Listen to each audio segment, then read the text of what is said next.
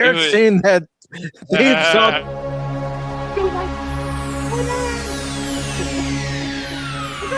Ladies and gentlemen, may I have your attention, please? The show starts in 10, 9, 8, 7, 6, 5, 4, 3, 2, 1, go. The following content contains adult language and humor that is not suitable for viewers under the age of 18. Viewer discretion is strongly advised. The views and opinions expressed during the following video content are those of the individual and may not reflect those of others.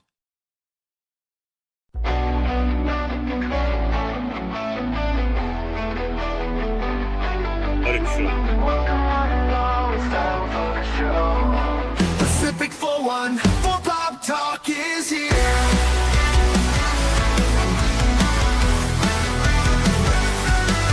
Sit back and relax and join the conversation. We've got Baron, Orman, Tagge, Cash Money, 007, and even Mike too. Pop culture, entertainment, news and reviews. Discussions will have opinions made from the panel to the chat. Everyone is welcome here. Watch parties and special guests. We like to have a good time. Pacific414 Pop Talk is underway. Pull up a seat, we're inviting you to stay. Articles, collectibles, reviews, you say. Baron, Cash and Wright bring the fun tonight. Now sit back, relax, enjoy the show. Don't forget to like or comment below. We almost forgot to share out the show. Pacific414 Pop Talk is one of a kind. It's true. It's true. It's true.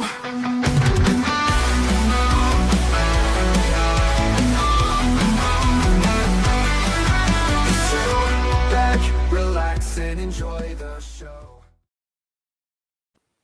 Good morning, good afternoon, good evening, and welcome one and all to the Sunday edition of Pacific414 Pop Talk, coming to you live on the Pacific414 YouTube channel.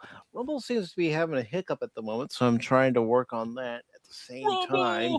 Come on, Rumble. But Rumble, we are here Rumble. to watch The Princess Bride tonight, and of course this is in honor of the late Rob Reiner, who directed this film. And as I was saying to Baron the other day, I think Rob Reiner, when you look at his career in Hollywood, he was a far better director than an actor. Nothing against his acting credit, but he really seemed to find his stride as a director. Right. I mean, he was an actor. I mean, he wasn't going to win any awards, and that's not an insult to him. His award, where he should have won awards, I can't remember if he ever did, was as a director. His creativity as that, his eye for doing that, and so it was good that he had that career to back up and go out on. And let's face it, he made so many memorable films because of that. And you could absolutely just disagree with them or agree with them. But he was always our meathead. Oh, geez, meathead. But he was also, Harry Met Sally. And of course, this film here, all the way down. You knew you were going to get Spinal Tap quality from him. Spinal. That's right. He did Spinal. Didn't he do the sequel too? Yes, he did. One of those. I can't remember. I haven't watched. I don't know much about the sequel. But yeah, it kind of was a flash in the pan. I mean, I'm not saying it's bad. It's like it lasted longer than a gnat's fart. It seemed like out there, and but yeah, he was a great director, and today's film is going to prove that. It's going to show that, and what he was able to bring out of people, even people who weren't necessarily actors. Yes, like Andre the Giant. Andre the Giant, who has a big rock. Yep. He was great in that movie. Andre was. I mean, you see that, you miss Andre. You miss him so much. Yeah. He had a sense of humor. Although Oh. you put him in a match with Macho Man Randy Savage, and Macho Man would be covered in baby oil, he would go, "No baby oil, no baby oil." And if Randy Savage had the baby oil, he would punish him in the ring. Well, like the story they had on The Princess Bride with him. He was sitting on the set there, and such, and I think it was a burp, and it lasted like 30 seconds or whatever. He just sat there and burped, and not Carl, that's his dad, but Rob looks over at him and goes, "Are you okay?" And Andre goes, "I am now, boss." you know? Yeah, and I was looking before the stream after I had scheduled it and reading a few things, and Andre said, doing The Princess Bride, he felt just like a regular person. They didn't look at him like, "Whoa, here's this giant." No, they looked at him like a regular person. Obviously, they had to look up, especially Wallace Shaw. But it's like he's one Look, of the looking guys, up, one of the it's TV. inconceivable. I don't think you understand the meaning of that word. Of course I don't, Quark. Everything on Ferenginar is going to shit. Yes. I'm referring to the fact that Wallace Shawn, who is in this movie, was also Grand Negasek on Deep Space Nine. Yeah, that's what I said. I said Wallace Shawn. I didn't. I blew it. So I blew it. You know it. That's thinking, great. I got to get in between these two. Mike's ready to fight. I'm not fighting. I'm taking the blame. I'm taking the blame, man. Not starting to fight. Honestly, Mike, I'm good today. Take it easy, man. I'm perfectly calm, dude. Calmer than you are. You just take it easy. Calmer than you are. But gents, how are you doing today? I'm doing all right. I'm just glad the KOSMI link worked, and looking forward to this KOSMI movie. link. I did see Snorty's comment in there saying that the KOSMI connection fails when he tries to start it. You could try two things, Snorty. You could clear out your browser history, your cache, or you can try resetting your browser. I know for me lately, I've had to reset my browser. I've had to reset my router in order to get it to work. The router situation should work. We didn't have to do this before, so I don't know this. No, but they've made changes. So I don't know why. It's like they're trying to hide something. Like me, I always try to hide something. You set your router. We're doing something here. The rowdy router. There we go. Rowdy router. Yeah. But yeah, I didn't try saying that. I knew you would do it, and I knew I'd fumble it up. So, but yeah, like Rob Reiner, he had a quality role though in Wolf of Wall Street, and that movie seems like eons ago. It hasn't been that long, but he had a quality role in that. Yeah, I know, right? Gosh, it's crazy. Well, but slightly political here, Matt and Trey really skewered him on South Park in that one episode. They were using, he's trying to ban smoking all over the place, and he's using Cartman as the puppet to, he's supposed to have cancer, and at the end they're going to take out Cartman because, we got to do it. I believe Matt and Trey. Yeah, I believe those guys sold their soul. But whatever. Yeah, I can't blame. They got the paycheck. They got the big bucks, Cash. Now you will do what we want. Yes, just like Jonathan Frakes. Yeah, not understanding why the trolls are going after Starfleet Academy and saying, we had to do the same thing when Next Gen came around. I'm thinking, Jonathan, you're saying this because you still want to get a paycheck. And I even tweeted this. I said, you're saying this because you want to get a paycheck and you want to stay in the good graces of Alex Kurtzman and Secret Hideout should their contracts be renewed by David Ellison and those at Paramount Skydance. You don't need them, Jonathan Frakes. You just need to go back to. I don't know. It's just like LeVar Burton. Well, let's be honest about Jonathan Frakes. He's always been a. It's just. I mean, when I met him, he was. Be more like asshole. Number one, bro. When I met him, he was an asshole. Was he? No, I'm sorry to hear that. Yeah. Yeah. Oh Yeah, yeah.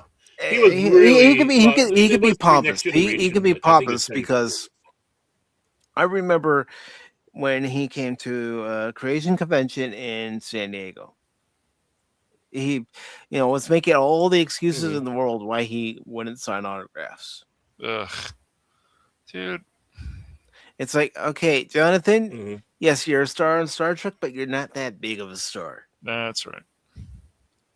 Right. But even if they are, the fans make their career. Yeah, well, now they will sign your autograph.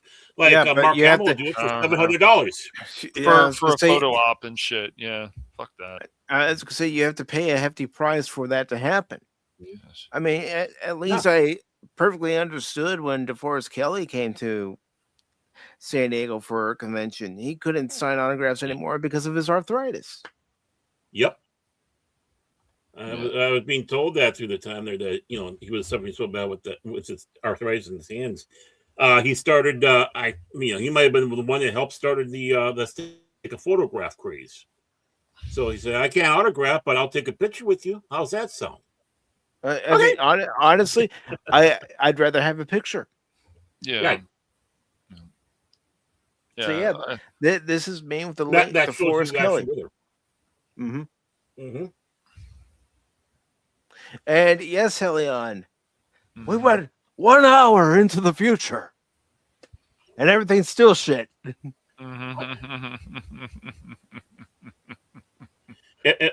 Helion, let's put it this way: if we didn't know, the show wouldn't have started now. Well, I honestly, I was passed out when it happened, but I think what they need to do is they just need to get rid of the stream forward, fall back, and just leave it where it is now. Yeah. Well, didn't another state sit back and do that now? This is it. No, this is the last time we're changing. So, and enough of it. Whatever excuses, and you never can get a clear reason why we do have this, right? Every time you say, because the farmers are this or that, Yeah. And as it goes in this day and age, we don't need it.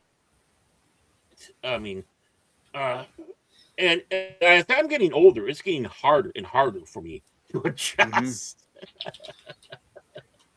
Because it really makes a big difference this time of year, especially when you lose that hour. Right. And Indiana, there's areas that don't. I don't know if it's the whole state or areas of the state that don't change. I thought it was only parts of the state, but for all I know, it could be the whole state by now.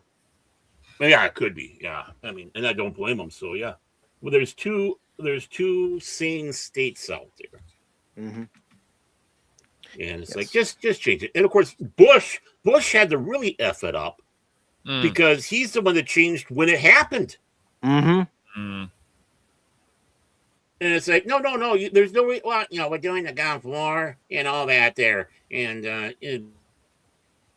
blah blah. It's like, okay, another poor excuse. Yeah. How about this? Just end it. Make everybody happy. Yeah, because even when we fall back in September, that's actually when we should be changing the clocks back because it does start getting darker earlier, and instead we do it in November.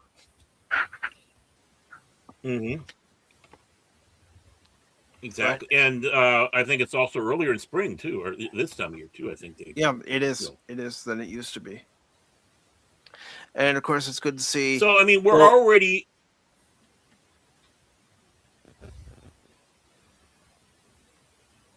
Go on. Oh, I was going to let you finish. That's why I paused. Oh, okay. I was just going to sit back and say, there must be some sort of lag going on here. I was just going to say, and by extending that with daylight saving time, just get rid of it then. Mm-hmm. Back to you, Mike. And I do want to say hello to the lone suffering. I hope you're doing well. I hope everyone's doing well on this Sunday and you're ready to watch tonight's movie of The Princess Bride. Of course, if you'd like to watch tonight's feature film of The Princess Bride, because I can't show it on Rumble and I can't show it on YouTube, because if I do try to show the movie on either platform in its full entirety, well, this channel will get a strike. So if you want to view tonight's watch party, just click on that KOSMI link that's pinned to the top of the chat. It's going to be that white box that you see on the YouTube side. It's going to be the box that you see pinned on the Rumble side. So you can join us over on KOSMI. And again, if anyone's having issues connecting with KOSMI, the thing I've had to do is I've had to do the following. I've had to get rid of the cache data as far as my internet browsing history to be able to connect. I've also had to reset my modem and router in order to connect. But why? Because they keep making changes. That's beyond my control. But if you want to watch the movie, just click on that KOSMI link. It'll be active until the movie is over. If you're watching the live stream, and if you're watching this on the replay, catch us on March 11th at 6 p.m. Eastern when we watch Unforgiven. Oh, remind me, I gotta talk to you also after show. So. Okay. I should have done before, but I was an idiot. No problem. IDIOD. No problem. No problem. If I need to change anything, you let me know. Yeah. No, you won't need to change anything, but I just need to let you know something. All right. Cool. But also what I have in there in the pinned message, because, I would like to see more people in the chat, sitting back, relaxing, and enjoying the streams, and, adding to the conversation that I'm having with you, you're having with each other. So make sure you share out the stream, repost, like the stream, comment on the stream. And if you're new here, consider subscribing. But without further ado, I'll bring up the movie and we shall watch The Princess Bride. Yeah, come on. You subscribe. It doesn't cost anything. Just like a beer at Delta House. Yeah. All right, so I'm going to go ahead and hit play, everybody. Play. I'm going to turn that down. I think the long suffering is just a meow. I think that long suffering is a little upset because there's a ring delay with Banana Ball today. Yeah, well, we got a storm coming through our area this evening. But it's been a nice 70-degree day, so can't complain about that.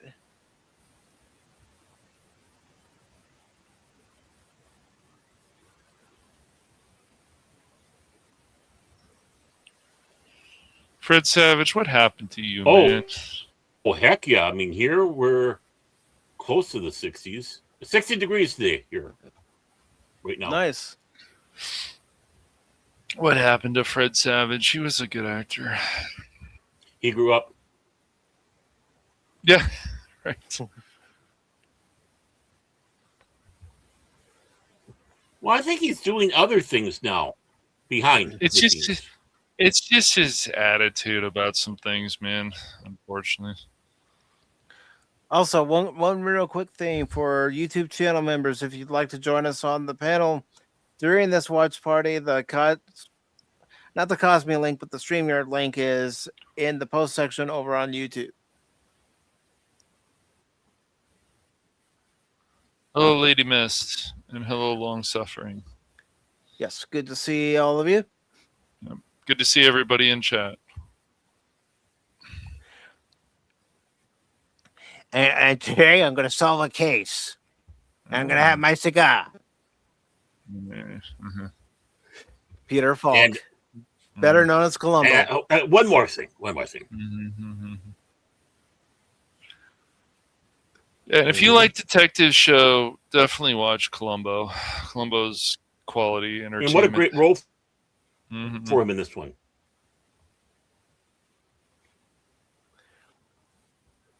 Yeah, but you know, Baron, he's not wearing a trench coat.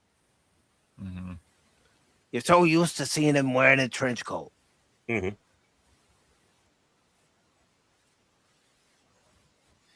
But he is wearing a jacket. Yes, he is wearing a jacket, but it's not a trench coat.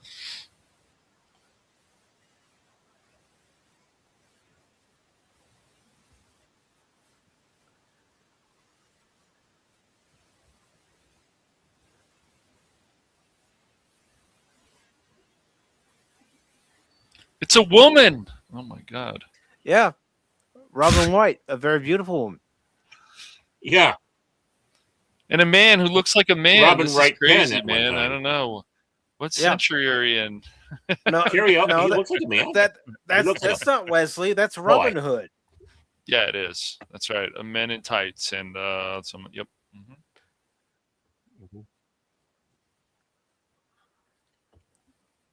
What happened to his career? He's a good actor. He still pops up here and there. Yeah, he probably does stuff. I'm sure things here. Yeah.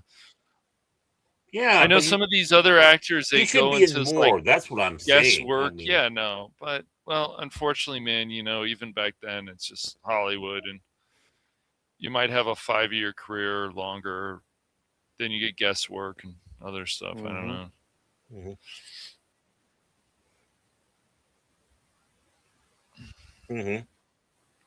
I mean, it's just like the whole Star Wars thing. It's you can't. Can you break out of that role? I'm trying to be Fabio.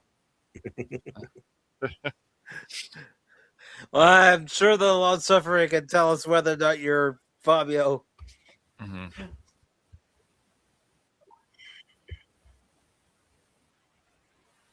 Mm-hmm.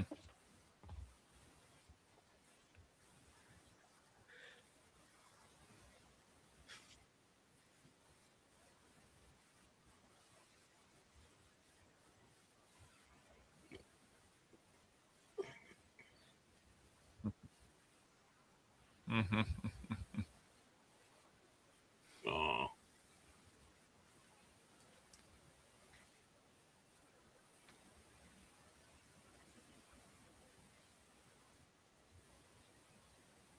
You'll marry Sean yes, Penn. I know some of you are probably saying, I remember watching this at elementary school or junior high school when we would have a movie day. Yes, I know we're all subject to it during those days, but Rob Reiner passing away. I was thinking we could do When Harry Met Sally, or we can do The Princess Bride. And I was leaning more toward The Princess Bride. And then Tim's all, are you going to show The Princess Bride? Yeah. And this was after Rob Reiner passed away. I said, that's going to be in March. So I was already planning out what we were going to watch.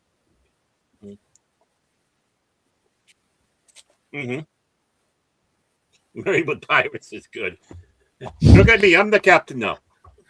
That's right. Yeah, so that's how you guys met Wesley. This whole state's filled with pirates. And how many times did you two tell Wesley to shut up, Wesley? Shut up, Wesley. Well, it's just... Yeah, shut up, Wesley. Yeah.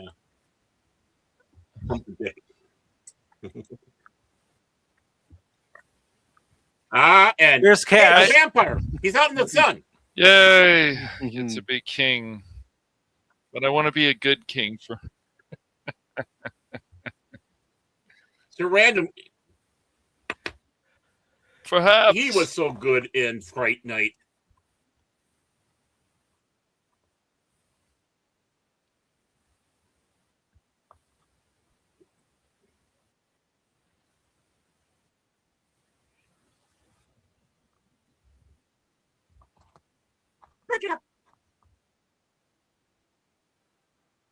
We're sorry, Mario. Your princess this is in movie's another castle. So much talent. Mm-hmm. It really is. and well directed. Where's? Well, look at the cinematography and everything. Mm-hmm. It's an arranged and of course, marriage. Oh my gosh. The physical acting. I mean, just as important. It is. Beautiful countryside. Oh yeah.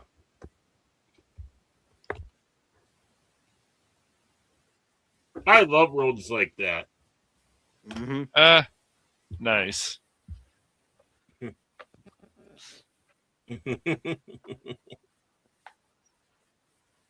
Great.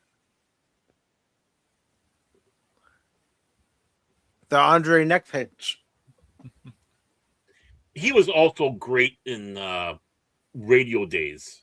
Yeah, he was as one of the actors on radio. Yep. He was. Yeah, he's had a solid career. He was also funny as the teacher in Clueless.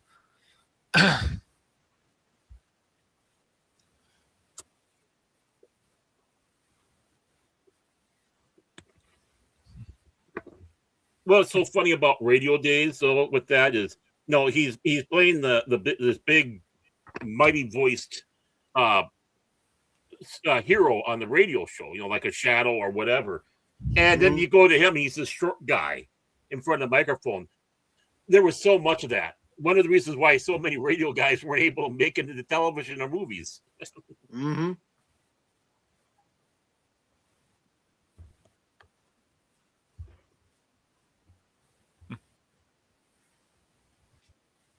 Manny Patinkin.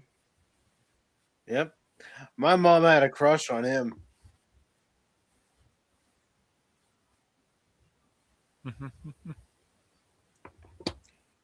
Oh, yeah. Actually, I worked for Vince McMahon. I'm not gay. I can see why. Of course, he'd had such a great role in Alien. And he had such a great role in Alienation, too. In the movie. As Francisco, George Francisco.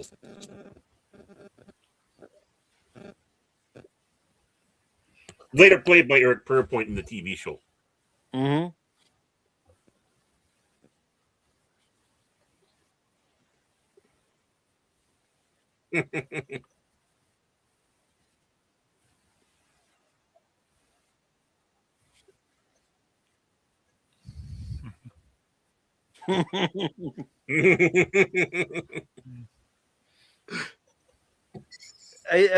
Andre the Giant had fun doing this.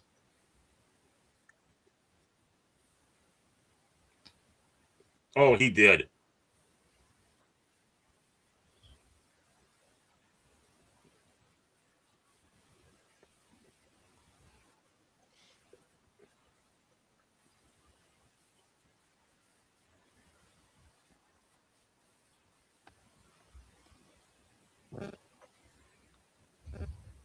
And he's such a good actor, too.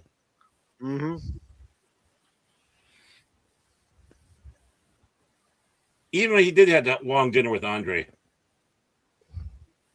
Yeah. Inconceivable. Him to be the leader of Ferenginar is inconceivable. Human. Frankies. He should have said that line in DS9. Yeah. Clark, that's inconceivable. But maybe they didn't want to do that because that's what he's known for.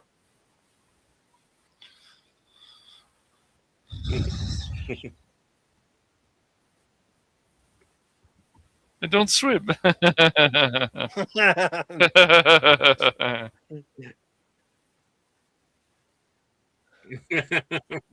I don't swim. I only dog paddle. I mean, that boat set is so wonderful.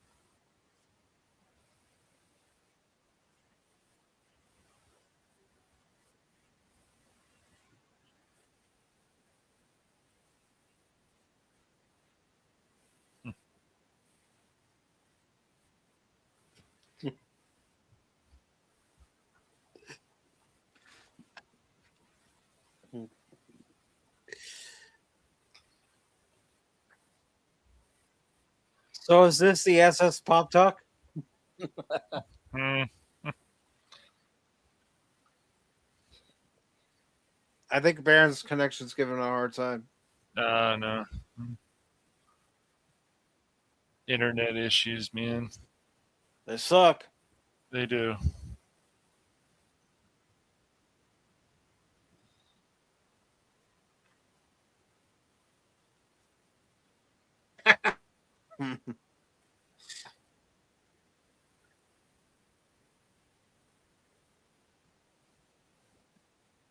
Da, da.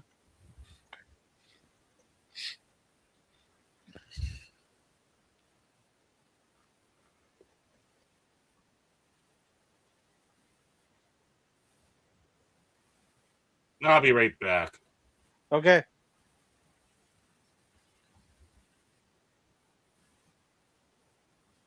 Mm-hmm.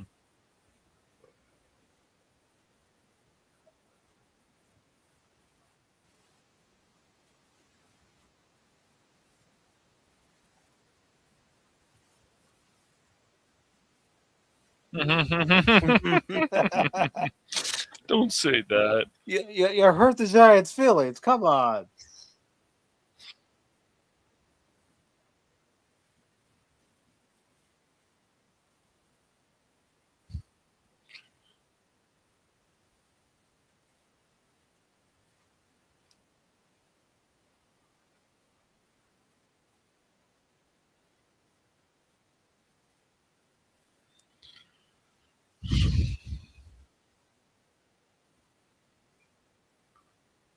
Yeah, I don't know what you guys brought up. Junior high. I think we watched. I remember we watched Romeo and Juliet, and of course we watched West Side Story. I remember watching that in junior high. I was exposed to West Side Story numerous times at home. My mom and sister watched that a lot. And then in high school, we watched stuff like Happy Gilmore and. It was high school where I actually saw Jumanji. We watched Night at the Roxbury, and as teachers get lazy, of course. So like, oh, you guys want to watch a movie? I guess we watched Face Off, of all things. And The Rock, of course. Mm-hmm. Love that movie.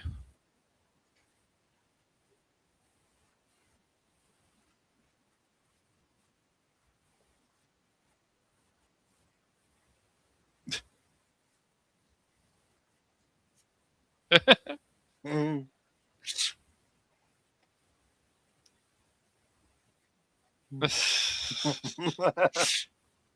They do not make movies like this anymore. No.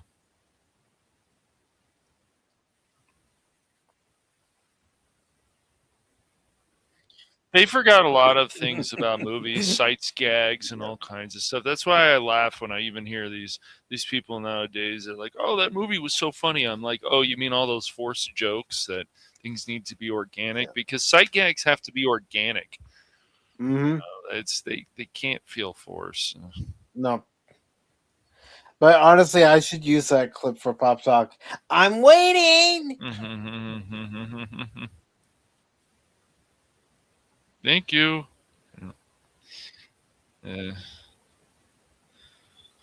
He's back. Yeah. Maybe.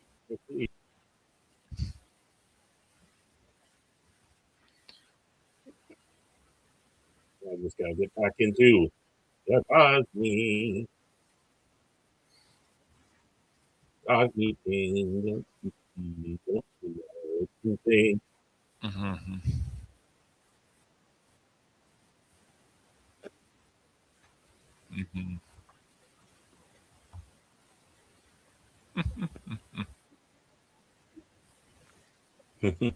This is how you and Cass first met, Baron. Sure, I was climbing up the No, cliff. It's Baron climbing up. I don't see it. No, he's coming to rescue the long suffering. Oh, sure, right.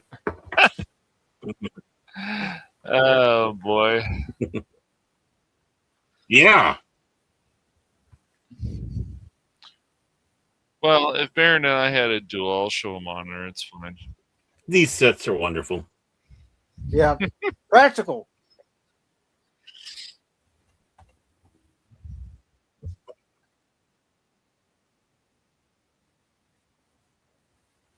Oh, you think you could take me out in a duel? Maybe. How many sword fights have you been in? I don't know. How many have you been in?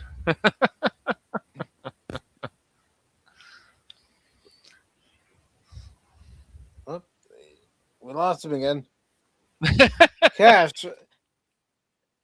Until he says on guard, you don't need to exit him out. Right, exit him. I don't have the power, man. I don't got the power.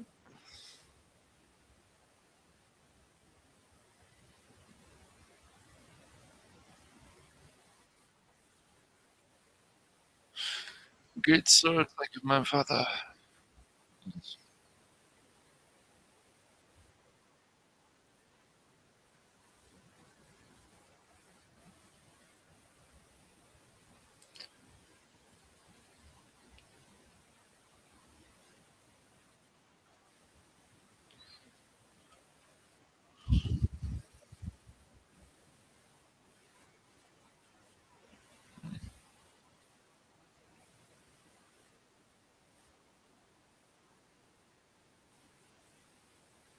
It might seem obvious, but this is the whole thing about you're building up the duel or whatever. You don't always have to have action all the time. That's the whole thing about. No, they're again, like you said, they're doing the proper build-up. Now, if slowly introduce things, and that's the whole thing. It's like I know we bring up Trek a lot because a lot of us like Trek, but there's a lot of stuff that if you just sit there and analyze it, you're like, you know what? They don't really need to fight here. They don't need to do this. Like, you can just have good dialogue. No, this is their first meeting. You want them to explain their motives.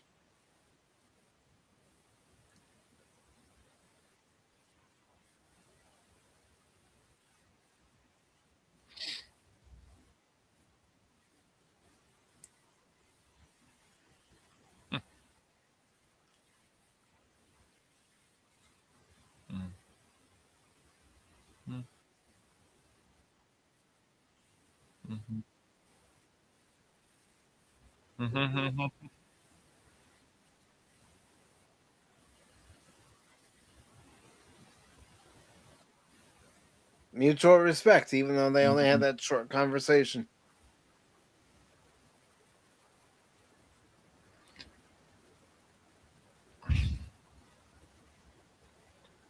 You were disconnected again? That's inconceivable.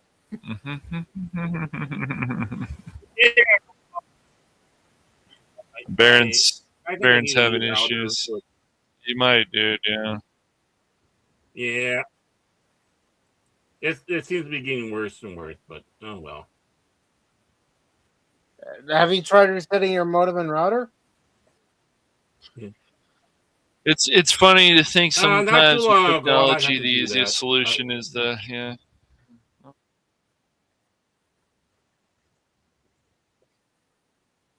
What's a huff? Try going into your network settings on your computer and resetting them too. You should be able to just if you haven't reset your router in a while, that should help. Yeah. Not Bide, actually. No, that should help. No, this is one of the great sword scenes or sword fights in the movies because yeah,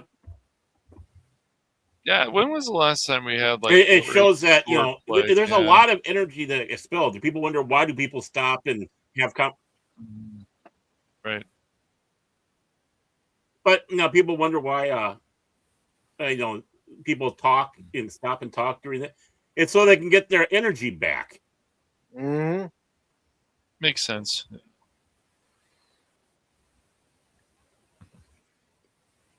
That's fake. Fake. Stuntman. Come on, that's fake. This movie's bullshit. Okay, Baron. That's inconceivable.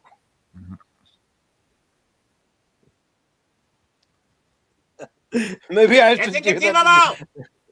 I was gonna say maybe I should do that. Well, next time I play a game. we've also seen that these actors who want to do their own stunts get hurt. I mean, Yeah. Tom Cruise has certainly been hurt. Well, he's Even also when they're getting not any doing their younger. own stunts, Harrison Ford got his foot stuck in the Millennium Falcon door or whatever in the Jackie Chan. Force Awakens. Yeah. Some actor, some stunt person also. Well, yeah, but you don't need a stunt man for that. He was just stoned. He probably was. Well, it looks like Baron got the best of you, Cash. I don't think so. Maybe. I don't know. He just knocked him out. Yeah, we don't. He still got the best of you. That's right. I guess. I don't know. Mm-hmm. Mm-hmm. Mm-hmm. Mm-hmm.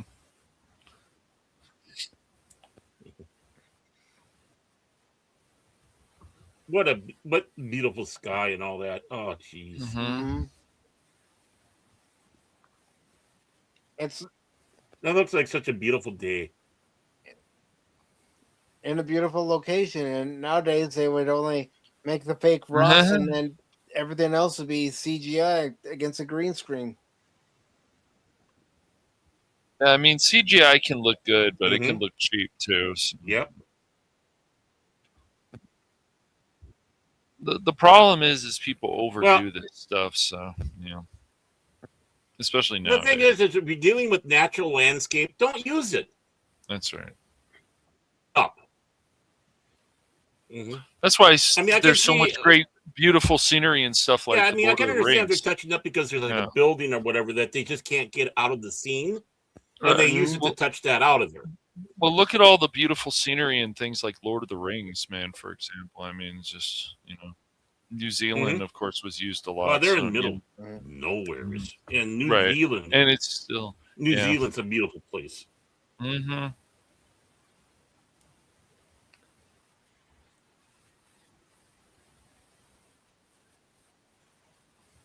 Or film in New Zealand.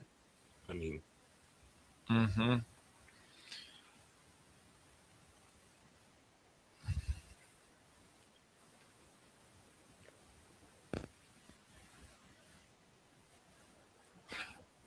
Speaking of filming, I had to laugh, and I says, "Hey, look, Spock, it's our college." So funny.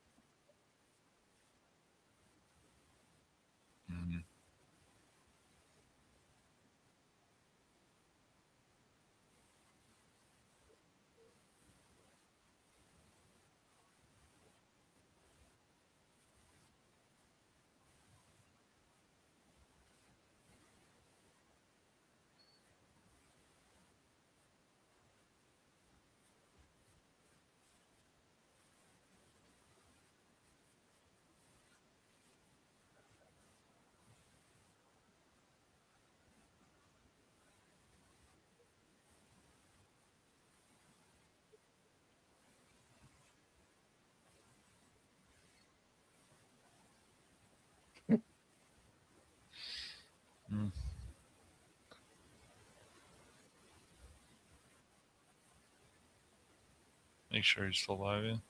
Mm-hmm.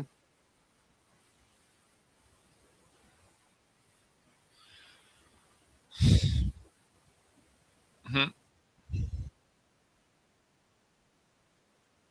And I bet somebody nowadays would have a problem with that line. Of course, dude. People, I'm sure, would. A lot of these people who are only about their feelings would have a lot of problems with certain things in here.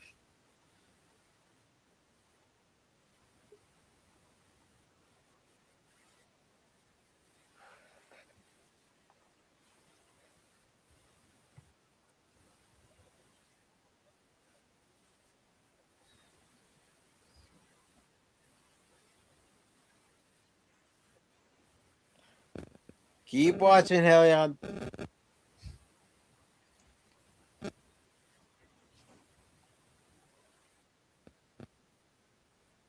No, maybe me switching it to this instead of having the quote unquote camera will help.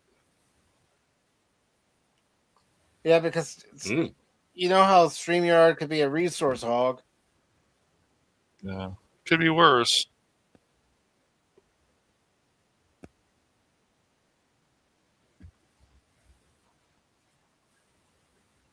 Yeah. Yeah, it seems to be working better now. Okay, Good. That's good.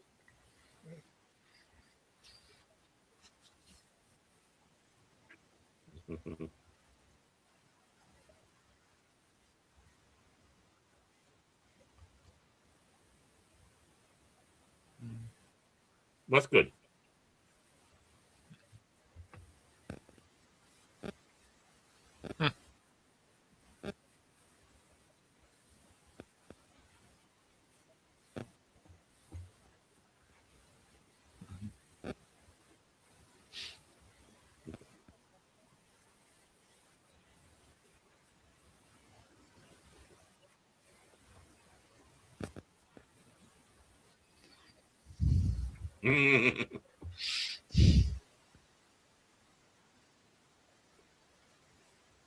Man so full of himself. Mm-hmm. Mm-hmm.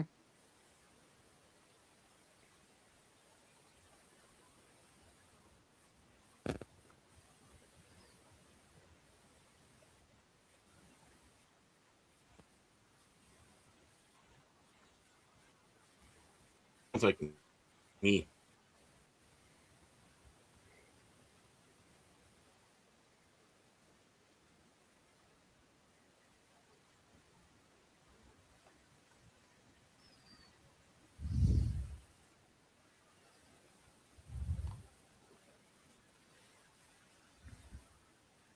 Hmm.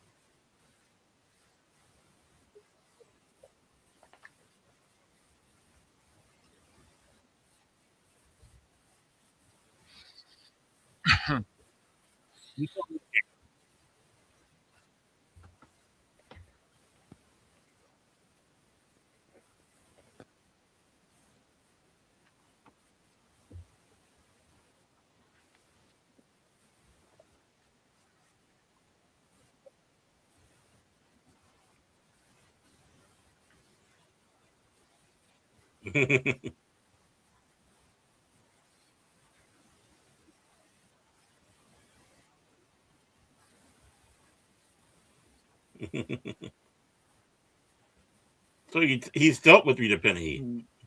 Mm-hmm.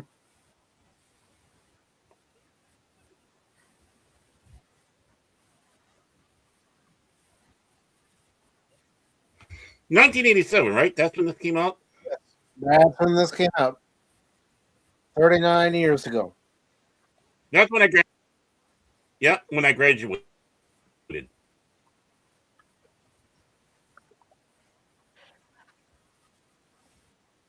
I was in the second grade at the beginning of 87, third grade near the end of 87.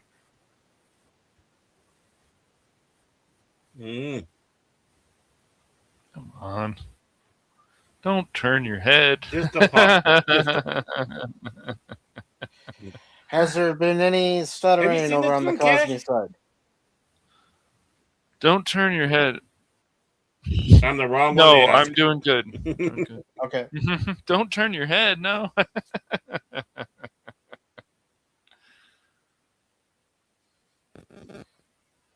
Might even not even be poison. It could be some sleeping powder stuff. Who knows?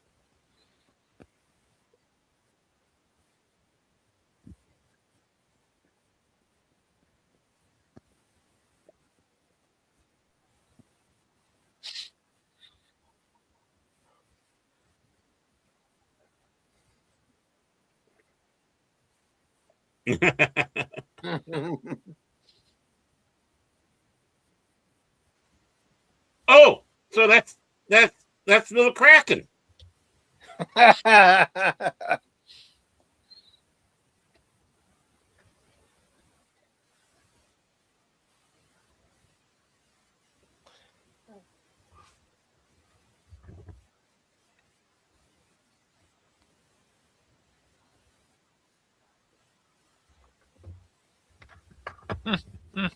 Sure.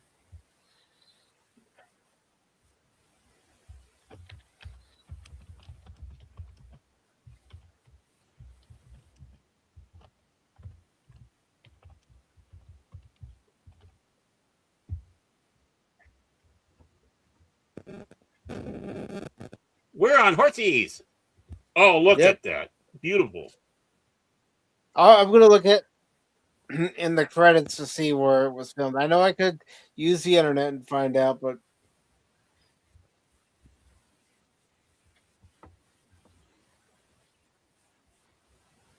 I'm not looking at the internet. I'm guessing here. I think it was Ireland, but I could be wrong.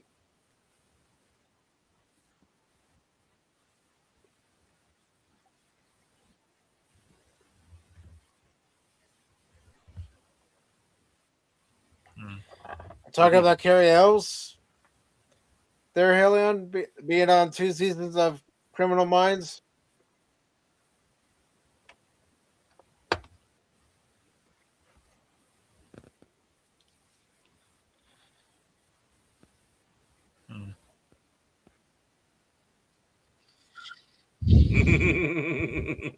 All right.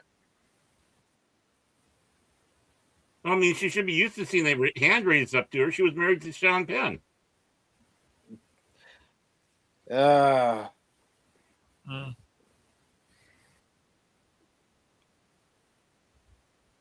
What? Am I wrong? Oh, you're just going to leave the Sicilian lean there? Yeah. Yeah. He doesn't want to wake Phil up. Yes, he is. Oh, God. He'd be telling him how he's doing everything wrong.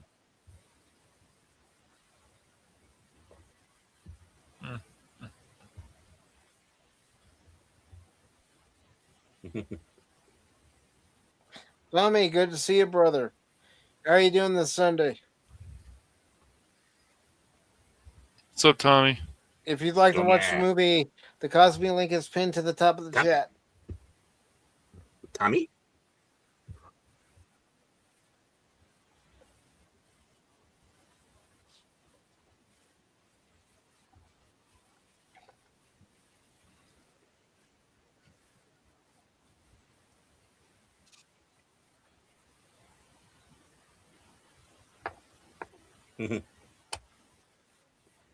He's right. I mean, there's a lot of seriousness in this film. Yeah. As much as there is comedy, there's also drama.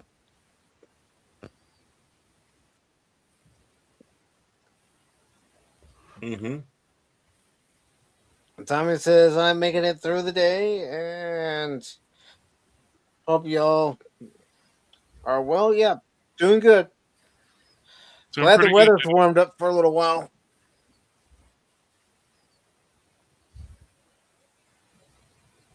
I even have my window open. The cats love it.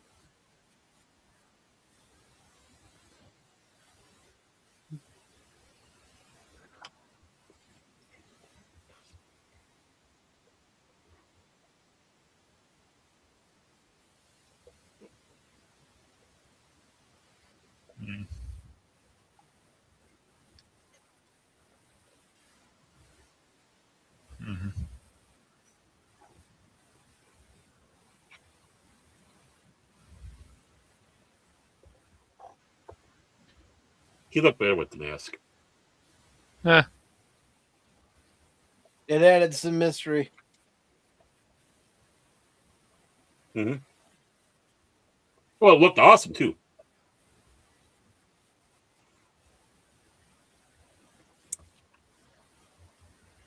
Mm-hmm. And this is the scene where Sean Penn ran out from behind the camera and started attacking him for kissing his wife. I don't think she was even married to him at the time, Baron. No, I don't think no, but I'm just being a smart ass. I know you are. Because he deserves it. You heard me, YouTube.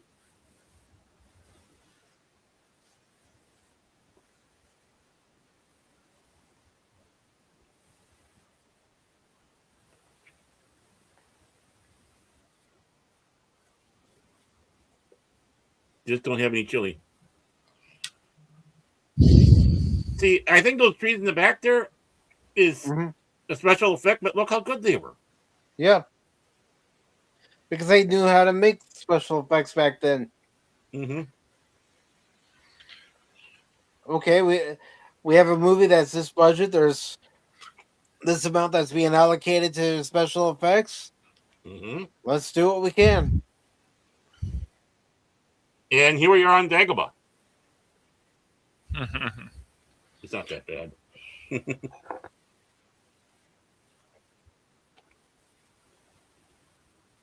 Well, he's trying to be optimistic. He is right, though. The trees are.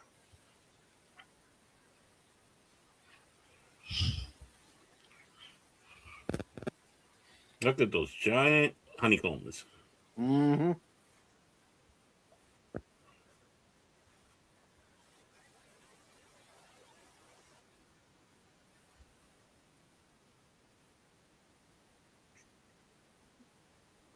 And it's not even their honeymoon. He's ripping her dress off.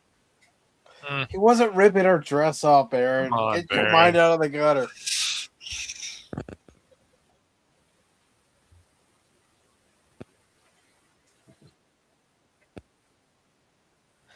So Ooh, now we know how you, the long suffering, spent your first date. Yeah, except she was the one that was pulling me out of the way, not the other way around.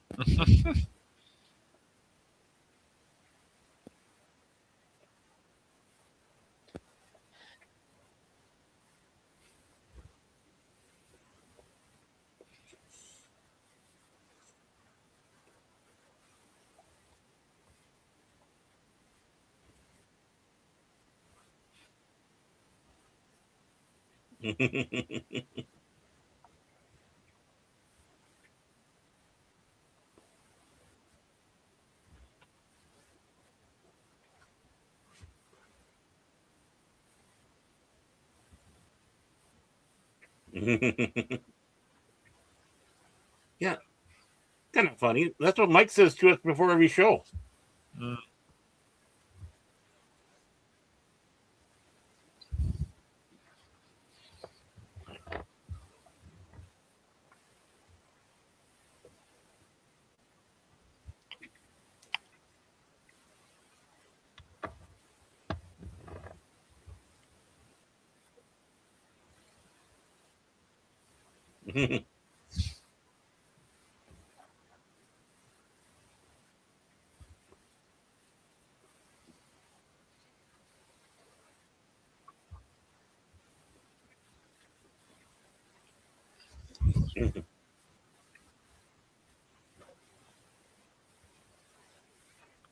And how fluid that was, the thank you in there. I mean, it's like not even acting.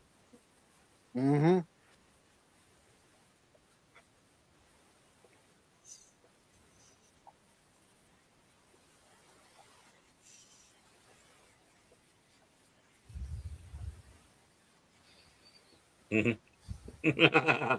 Nah, not really.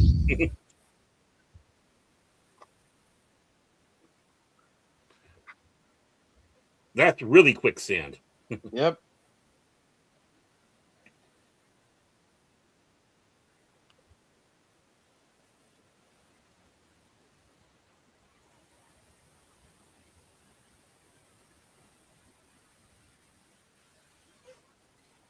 Look, it's Rascal. Mm-hmm. Classic puppetry. Mm-hmm.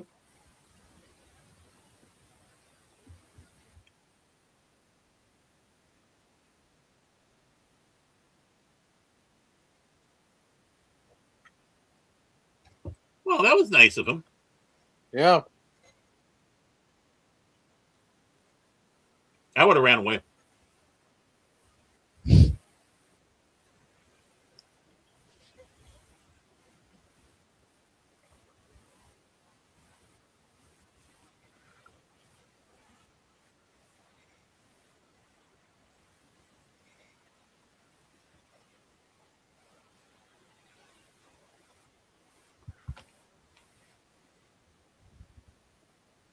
Mm-mm.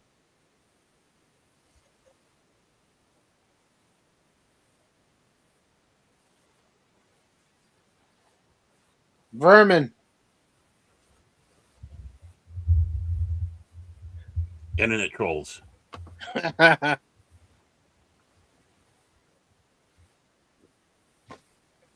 Apollomedes, how are you this evening? Oh, hi. How you doing? Hey, hello. Hope you and Simi are safe.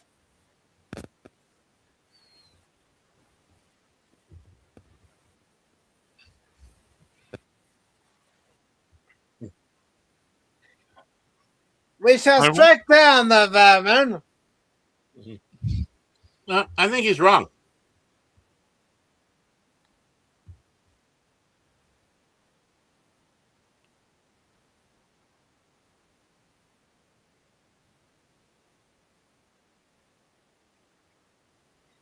Damn furries.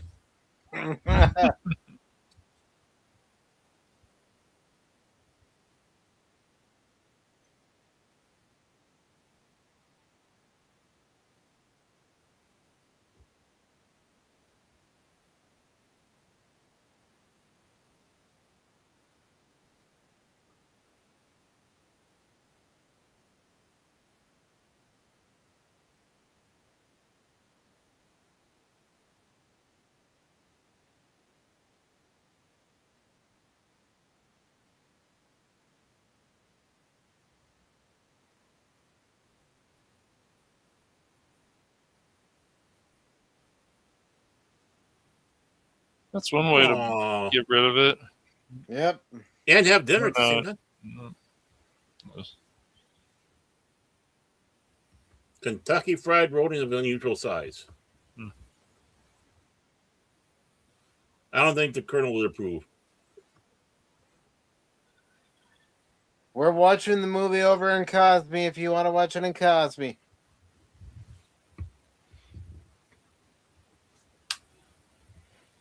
And let's see, Apollomedes says they are on their way to Rancho Cucamonga. Ooh, Cucamonga. Stopped in Springville, Utah for a bite to eat. Nice. Ooh.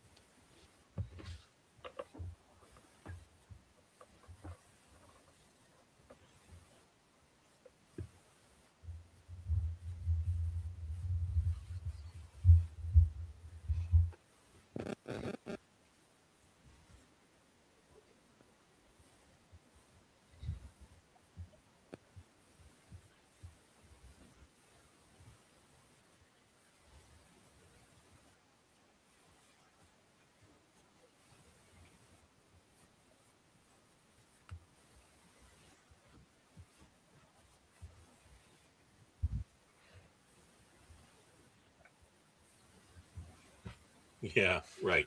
Mm-hmm. I don't trust him. Yep.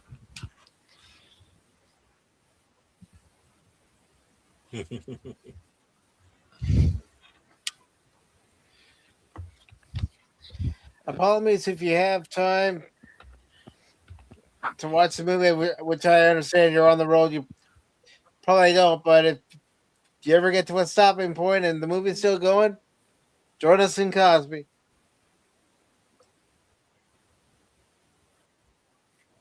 Uh-huh. It's, you know.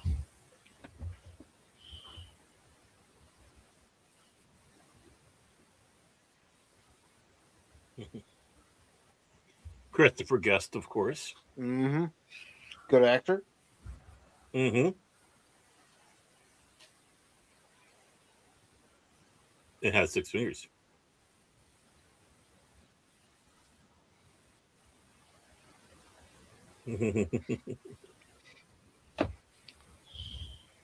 See, Baron, you should have kept your mouth shut.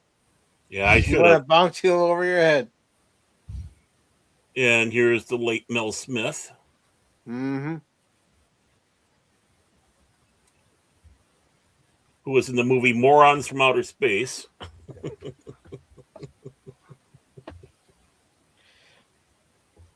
I'd seen before the stream that the woman who played one of Dr. Venkman's patients Mm-hmm. in the original Ghostbusters, she passed away on Friday. What? Damn.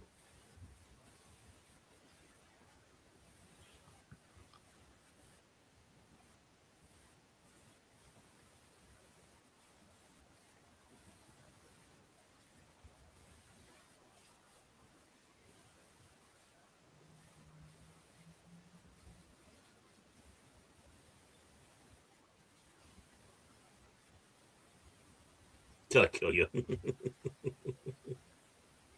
So basically, until he dies. Mm-hmm.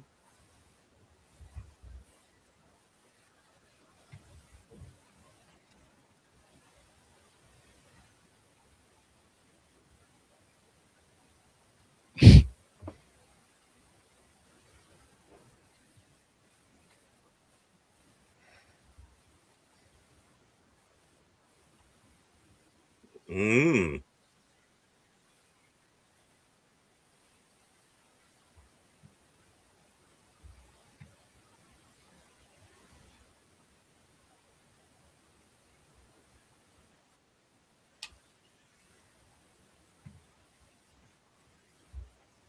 Sure it is.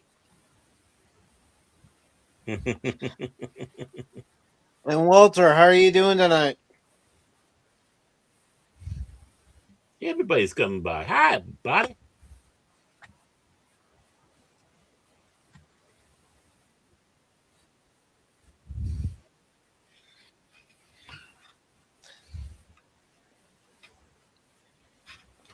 And again, if you want to view the movie, click on the KOSMI link that's pinned to the top of the chat on YouTube and Rumble.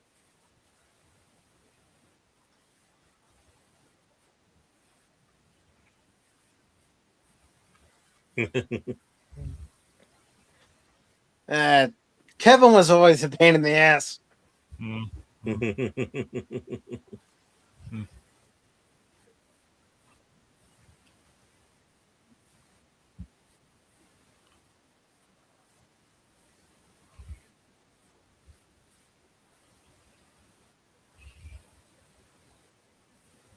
do, do, do, do, do, do.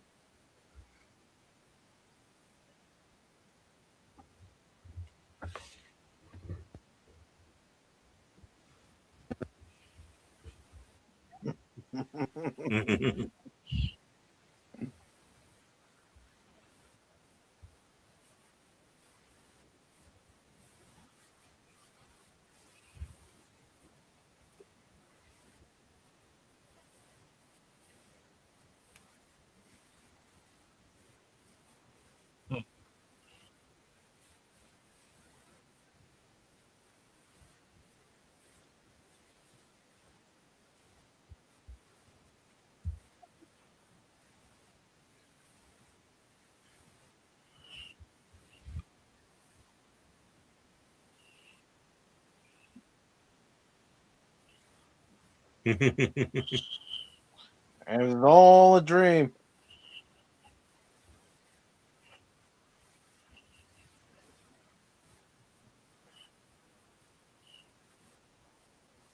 I always liked it when the grandfather said that.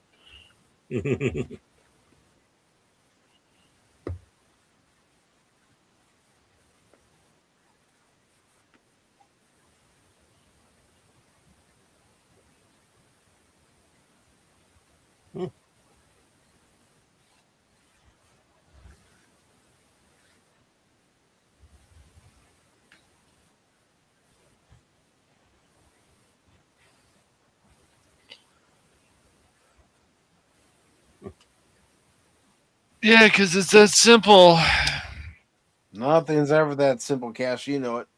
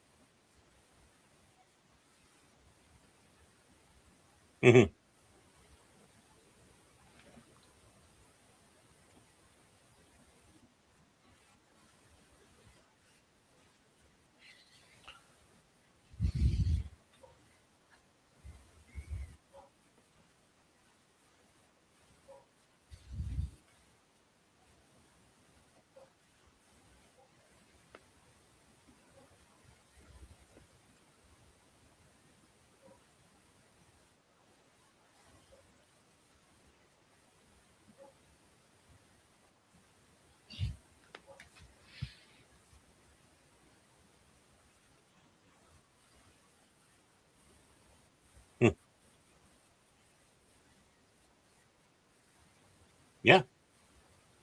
Mm-hmm.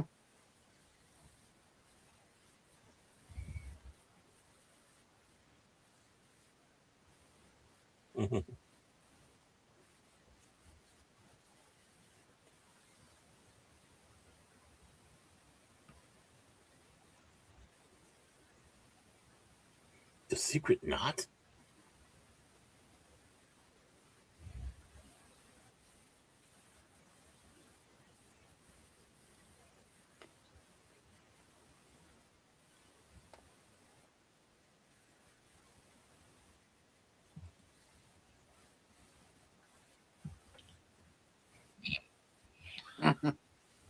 Yeah, he's got a busy schedule. Mm-hmm.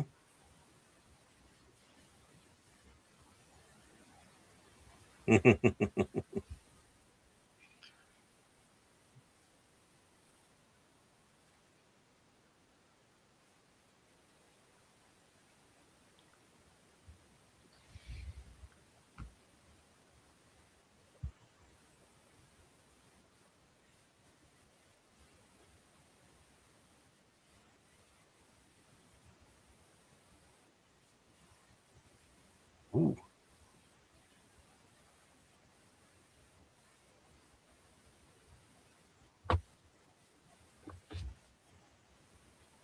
Oh, that's nice of him. And that setting's 1.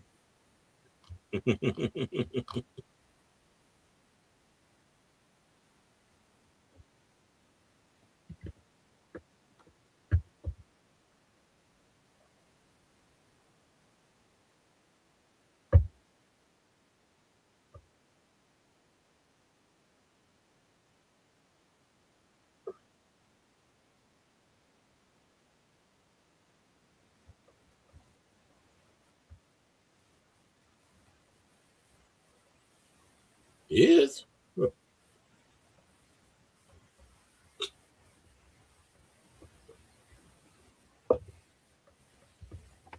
Wow, that was mean of him.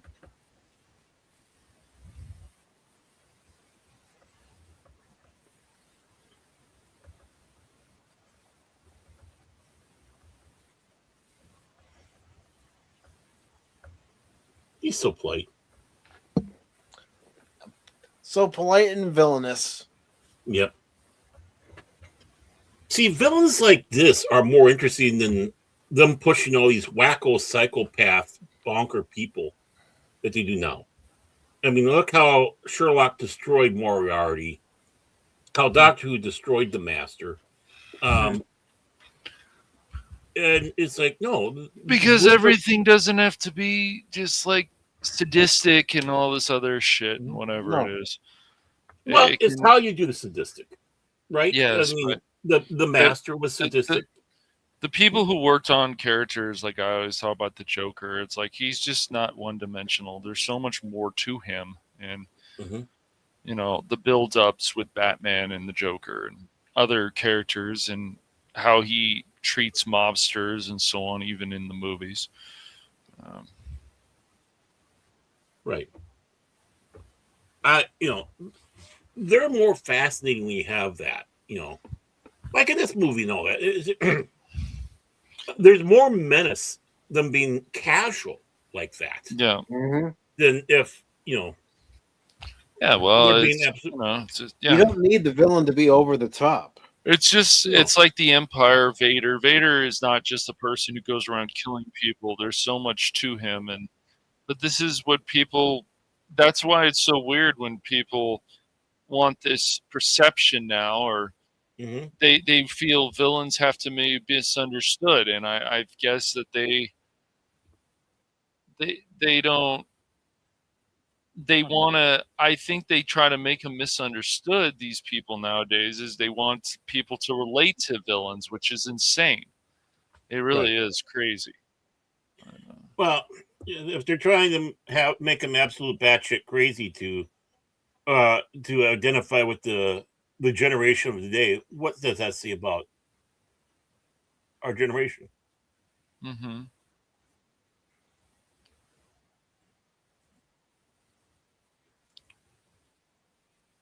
You know, even you go back to like before Cruella de Vil became this whole thing where Disney felt that, you know, her parents had to be killed by Dalmatians, which is just, no.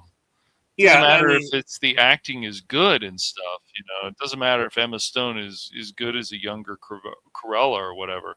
It's the fact that it's ridiculous. Like, she's always been manipulative, and or at least she was for a number of years. It's just like the Queen and stuff. These villains were never one-dimensional. No, they have always an interesting purpose why they're evil, you know. And sometimes even these villains, they're not exactly evil, like the Lizard and Spider-Man and different that and so on, because he was helping people before. And then, you know, it's same with Morbius, and at least in the animated one. I don't know, I never watched the actual movie, live action movies. Well, yeah, I mean,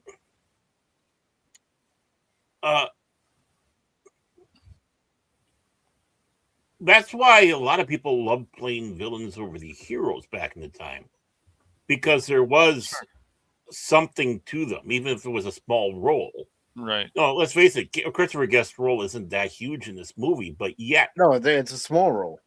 Yeah. But it still means something. That's the whole point. Yeah. And how he portrays it. Yeah. That's right. And such, it still makes it fascinating. It's like, you know, sit down and being cool and calm while you're sucking the life out of somebody. And it's like, tell me how you feel, you know. It's like Sir Laurence Olivier, Marathon Man. Is it safe? Right. I mean, that's, like I said, all this stuff. That's why things like Firefly or Buffy and all this kind of stuff was interesting. They had really good villains, and they worked hard, obviously, to, well, you know, yeah, they're a vampire, but what is their cause? What is this? And people forget about all this stuff. Even the competition between Lara Croft and that guy who I can't think of his name right now, who she did have a relationship with, if I remember correctly. Baron, you're buzzing. You're buzzing, Baron, yeah. Yeah, just a second here.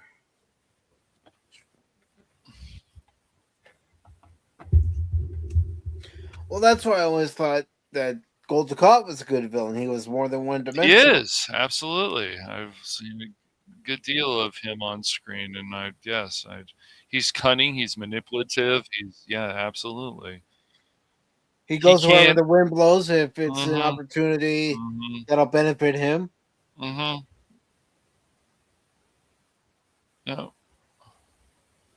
I mean, even Joker cares about people. That's what's interesting. So villains can actually care about people as well. They don't just have to be.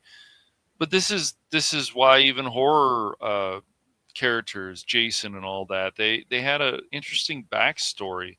Yeah. It wasn't they just killed just because they killed. Sure, that can be a story, but it's not as well rounded. Yeah.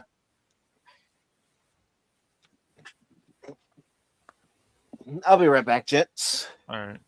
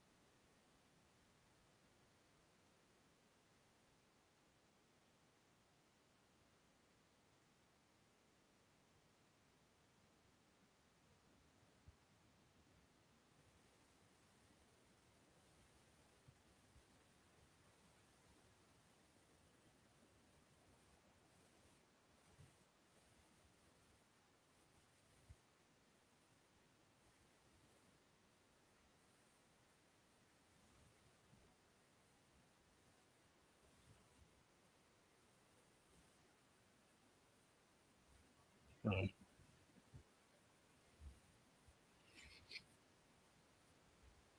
Mm-hmm.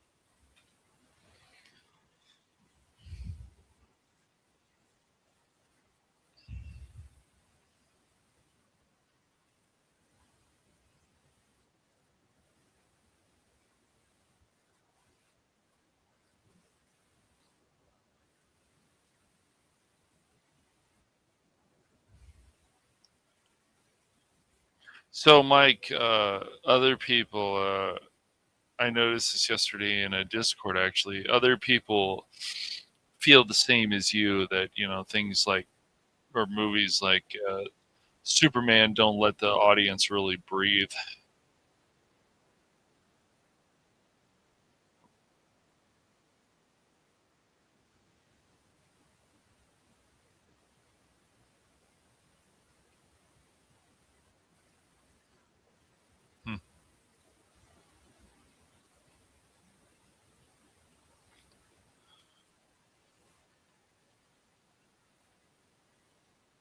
Oh.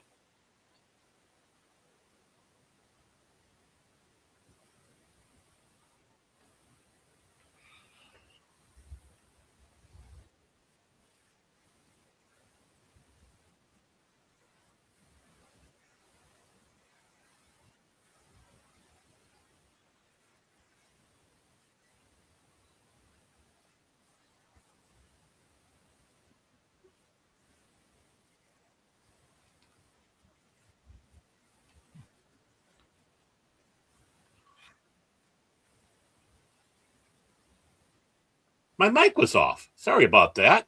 Oh, here I am talking, and fair enough. Yeah, no, it's fine. you, so much of very important things I was seeing has been lost now. Mm-hmm. I was going to say, look at all those action figures from He-Man back there. Mm-hmm. Chicago Cubs. I But mean, this is Mike's room when he was growing up.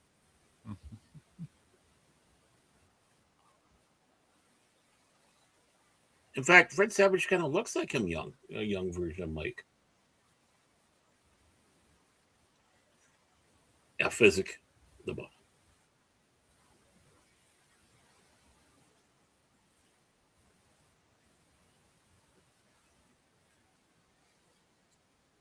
Yeah, you think his brain would be completely fried, but well, all they did was suck his life out. They didn't shock him. That's true. So if anything, he could be a vegetable right now, but well, he's dead. Yeah, we're closed. Yeah.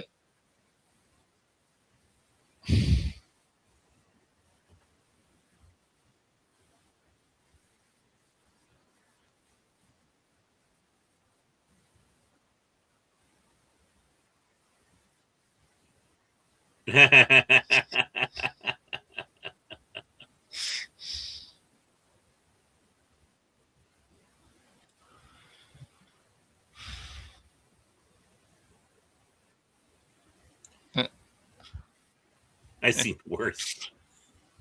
And you know, that's kind of the thing too, is look how well that set on the outside was. That was inside a studio. Yes.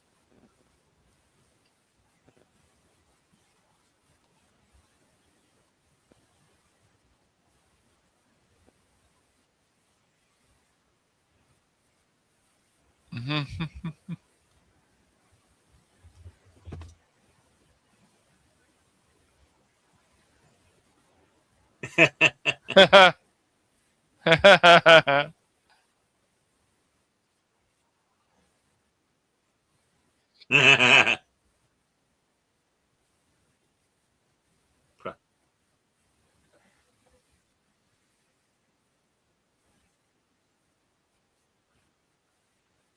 There you go. I knew it. He's a vegetable. That's for now.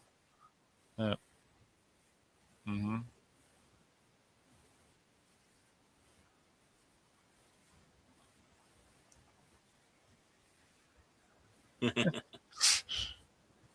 This is almost a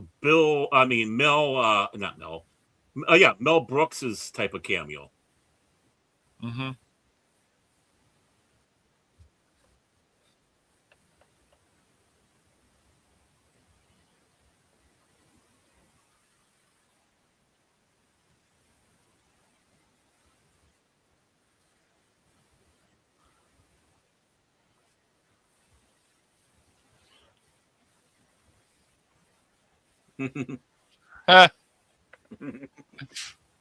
Well, gotta remember, gotta be culture.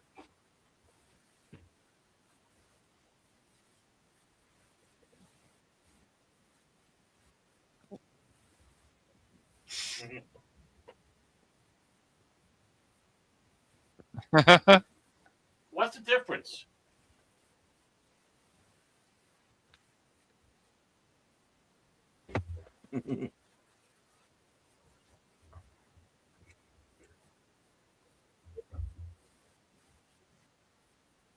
Humpity.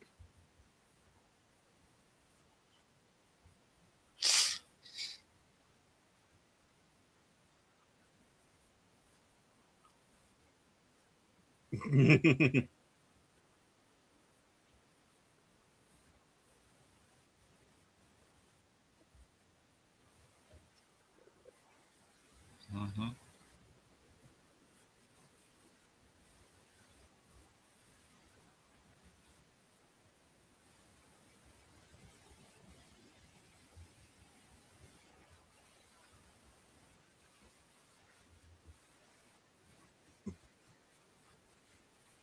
Mm.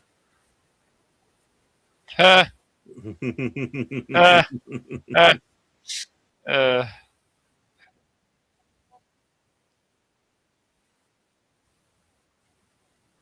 Do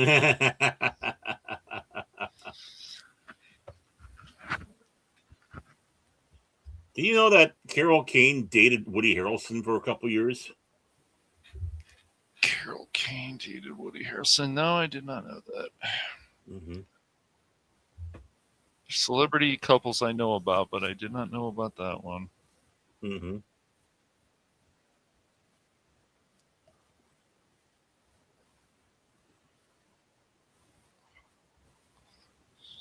Is he tilting? Is the hood being tilted? Or... Horse pill. It'll take 15 minutes. Come on, man.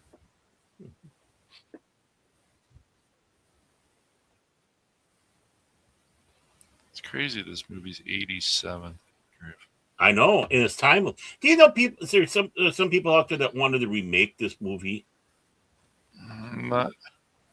Yeah, that's right. Wallace Shawn. I was remembering that's Wallace right. Shawn. Yeah. God, I've seen him in so many things.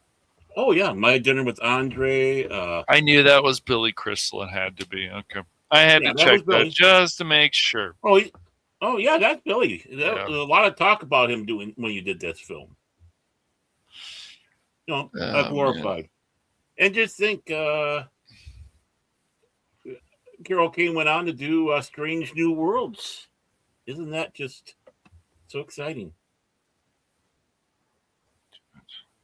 Shows like that are kind of like the Love Boat. You know, when your career's kind of gone down, you do shows like that. You know, Carol Kane. Let's see what else.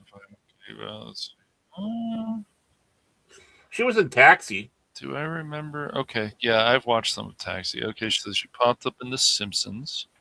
Yeah, she was Laka's wife in Taxi. People and anything else. She popped up in Kung Fu Panda. The Pacifier. Oh God, not that movie. What's this? Passed up in. Oh, she popped up in Family Guy. Okay, so she's done other voice work. Mm-hmm.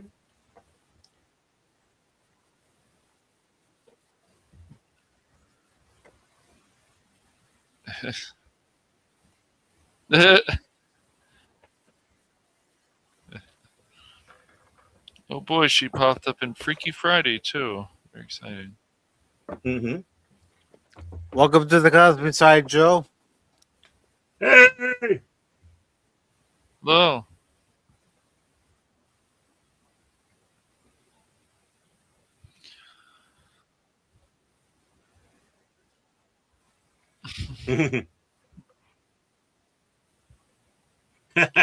But yeah, Mike, other people, of course, have the same opinion as you and I do, and other people about that new Superman, the newest Superman movie. It's very interesting. Well, I don't have much because I haven't seen it really, except for what Jay showed me, and of course, just that little bit in the beginning when on the viewing party. But but I could see that's how it was going. Yeah. So Carol also popped up in an episode of Cheers, and like you mentioned, Taxi. Mm-hmm. Popped up in Laverne and Shirley. I know that show. Mm-hmm. And this is Peter Cook. Was actually in Annie Hall too. Yeah. Somebody interesting. Mm-hmm. Peter Cook was was paired up with Dudley Moore as a comedy team for a while. Yeah.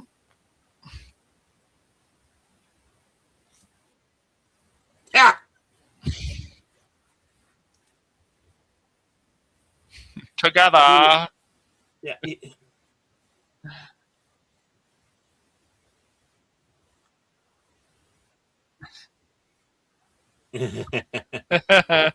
Marriage. People more.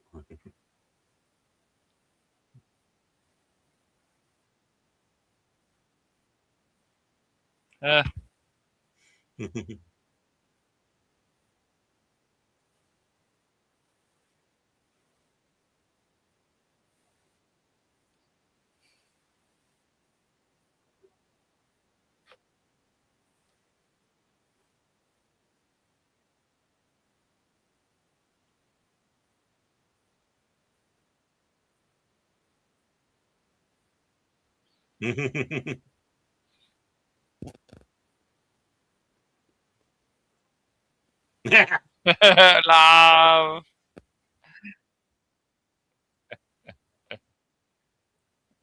It's not It sounds like he's trying to do a Kenneth Williams there, comedian that he worked with.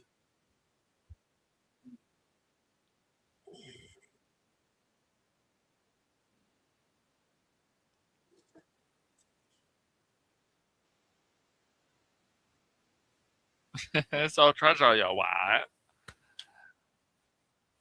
The wing. I wonder how many times they had to do that scene. I don't know.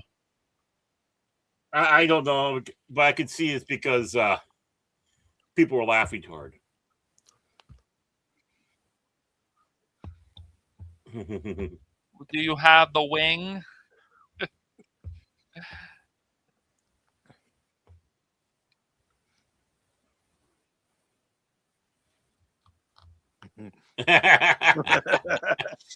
That is so believable.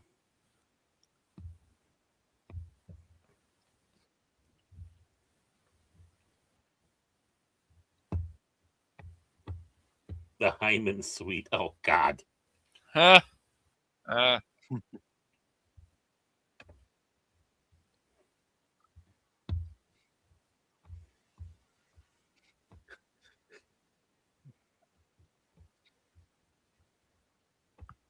Just the way Cary Elwes was walking.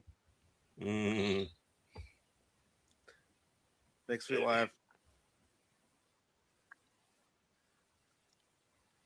I could say something, but you'd kick me off the show forever.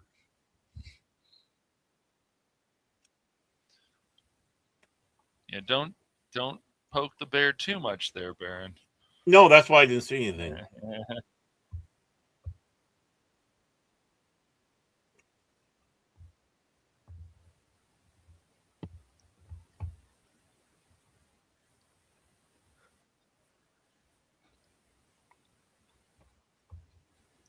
Prepare to die. I love this. I love this. This is one of my favorite movies. Him turning the ring like that is believable. Yeah. And them looking like that. I mean, I'm sorry. In real life, that would probably happen. Oh. No.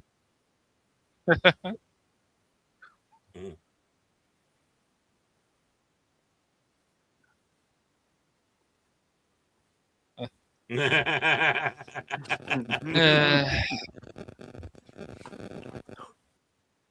you go. Isn't that nice? But Fezik's a friendly giant. That's right. He is. Possibly the best giant ever, Mike. Oh, Andre was a special man. Mm-hmm.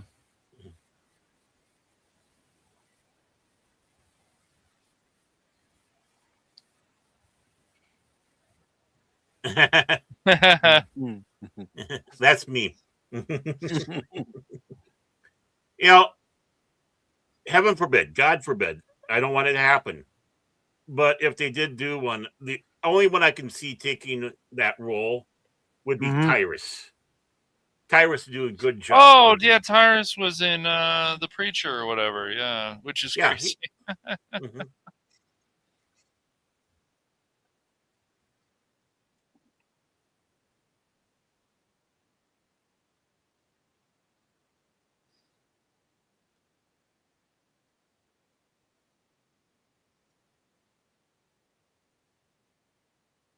Oh, come on. Ow.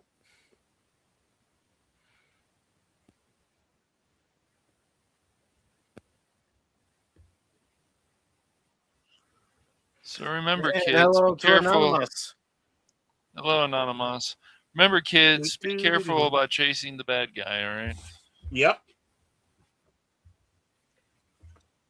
Ladies and gentlemen, what you just saw here in the movie was the case of why you shouldn't ramble it. Yep. Take note, Mike. Oh, come on. Cash can tell you I used some stealth in Resident Evil Requiem Friday night. Yeah. You don't really have to, but yeah, you can. Don't have. No, I'm ruining my reputation by doing that. But not in that game, man. Yeah. Listen to Cash. He finally goes out. Yeah, you don't need to use stealth. Not in Resident after Evil. His big much, after me hearing him rant about using stealth on the phone. Oh well, rant stealth. Funny stealth for certain games. It's important, yes. But oh come on, you guys missed one of the great lines. Oh. He said, "There's a shortage of perfect breasts in this world. Why would you want to ruin yours?" Yeah, that's a great line. Sorry, I ruined it, folks.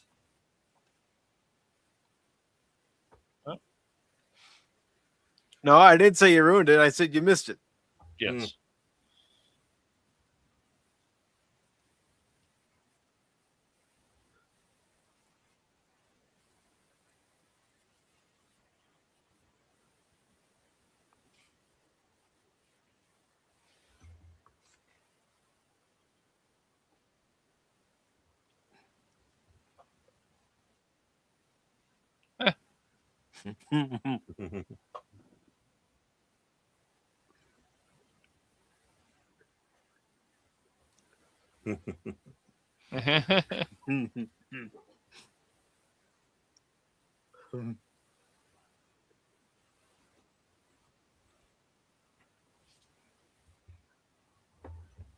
It's like watching one of those old Errol Flynn films, Mm-hmm.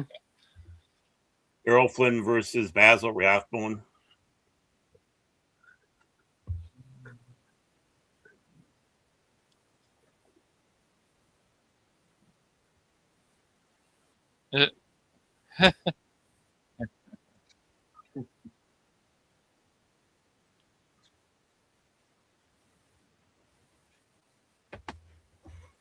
Mm-hmm.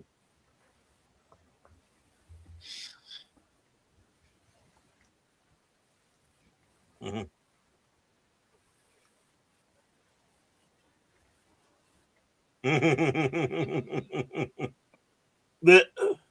Perfect. Yeah, what a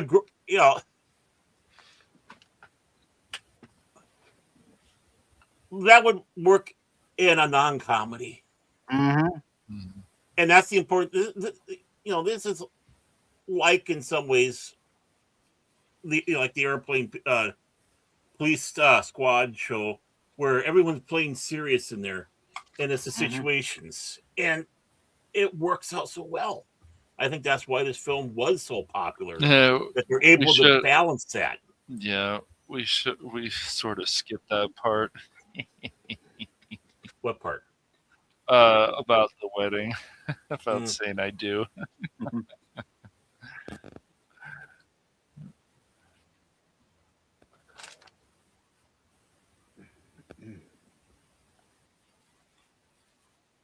Mm-hmm.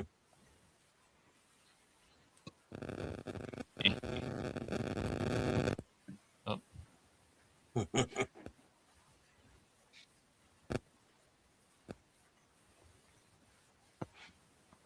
Mm-hmm.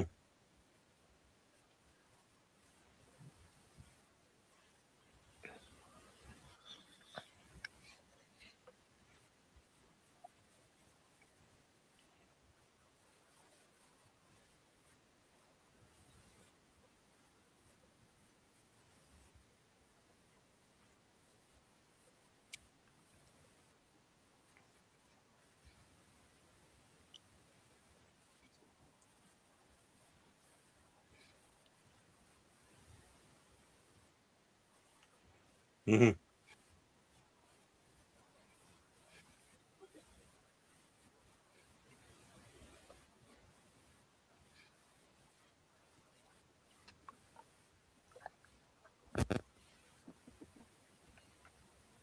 How beautiful. I mean. Mm-hmm.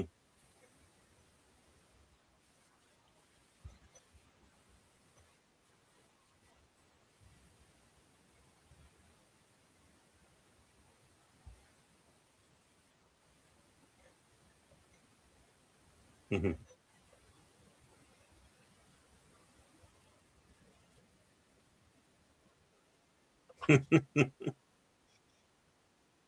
We need.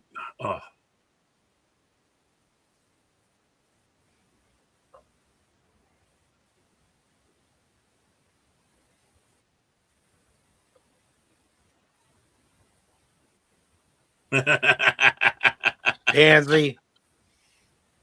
Well, you know he is.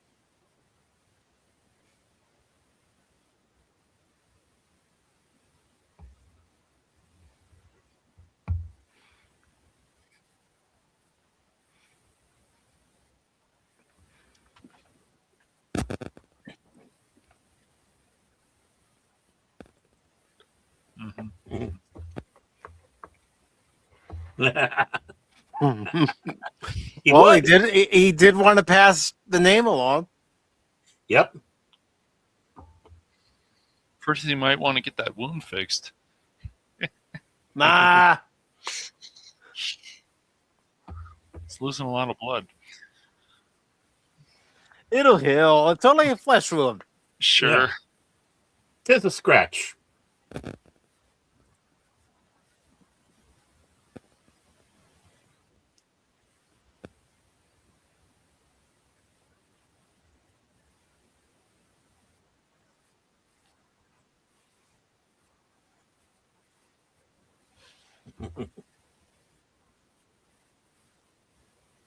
Aww.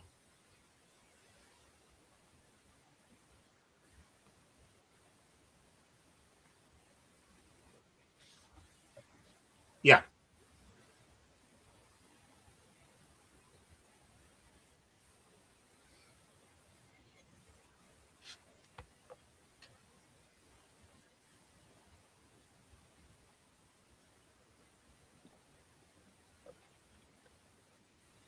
Glenn, how are you doing tonight? Hey, Glenn.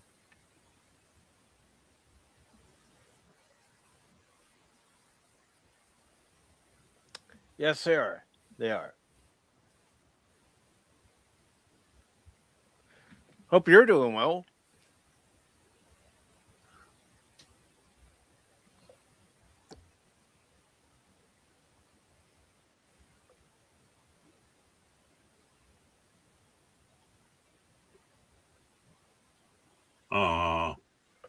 Beautiful film.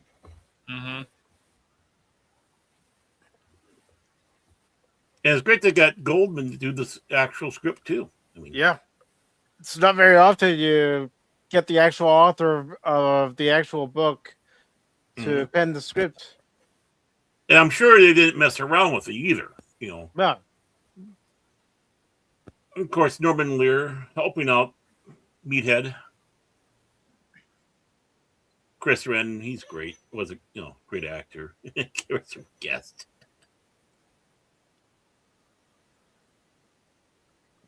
Wallace Shawn. Whether you agreed with Rob Reiner's politics or you disagree with Rob Reiner's politics, give the man credit. He was a hell of a director. Damn right. Yes. And of course, Peter Falk. Peter Cook. Mm-hmm. Mallards. The late Mel Smith. Can we have the wing? I'd like to have the wing. Mm-hmm. Carol Kane.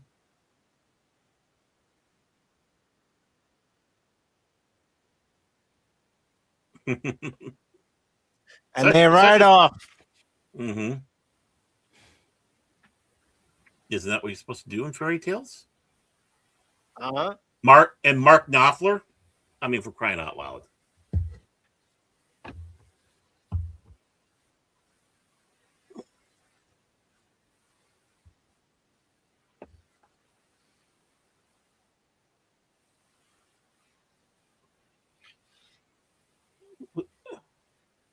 How can you remake this film? You can't. Leave it alone. No. You can't remake a lot of this stuff because the people that want to try to remake this stuff do not have the same mindset as the people who originally worked on this. They want to change things. Modern audience bullshit is still around and all kinds of crap. See, my viewpoint on things like this is,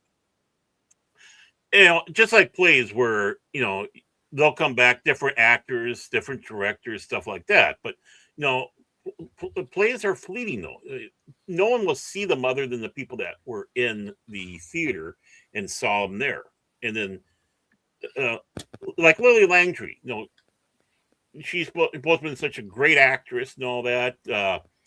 Judge Roy Bean, just had a biggest crush on her and such.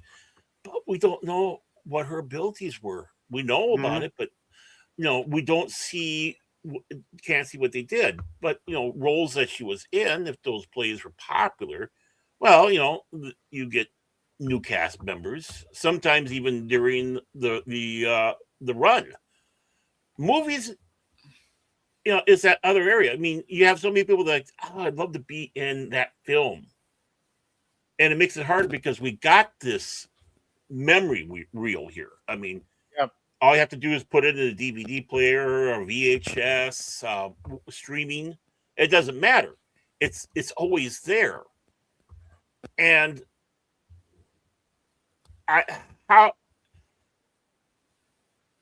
some films you can't touch, like this one. Others you can.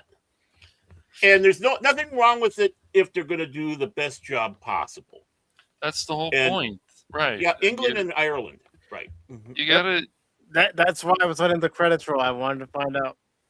That's why all this stuff, we've seen lately, why Mike feels the way about, things like we watched recently, Superman, Mike, and other stuff. It's just they continue to miss the point. And I know we've had these discussions about these people don't have talent. They don't, their mindset, for one thing, is just, it's so whacked.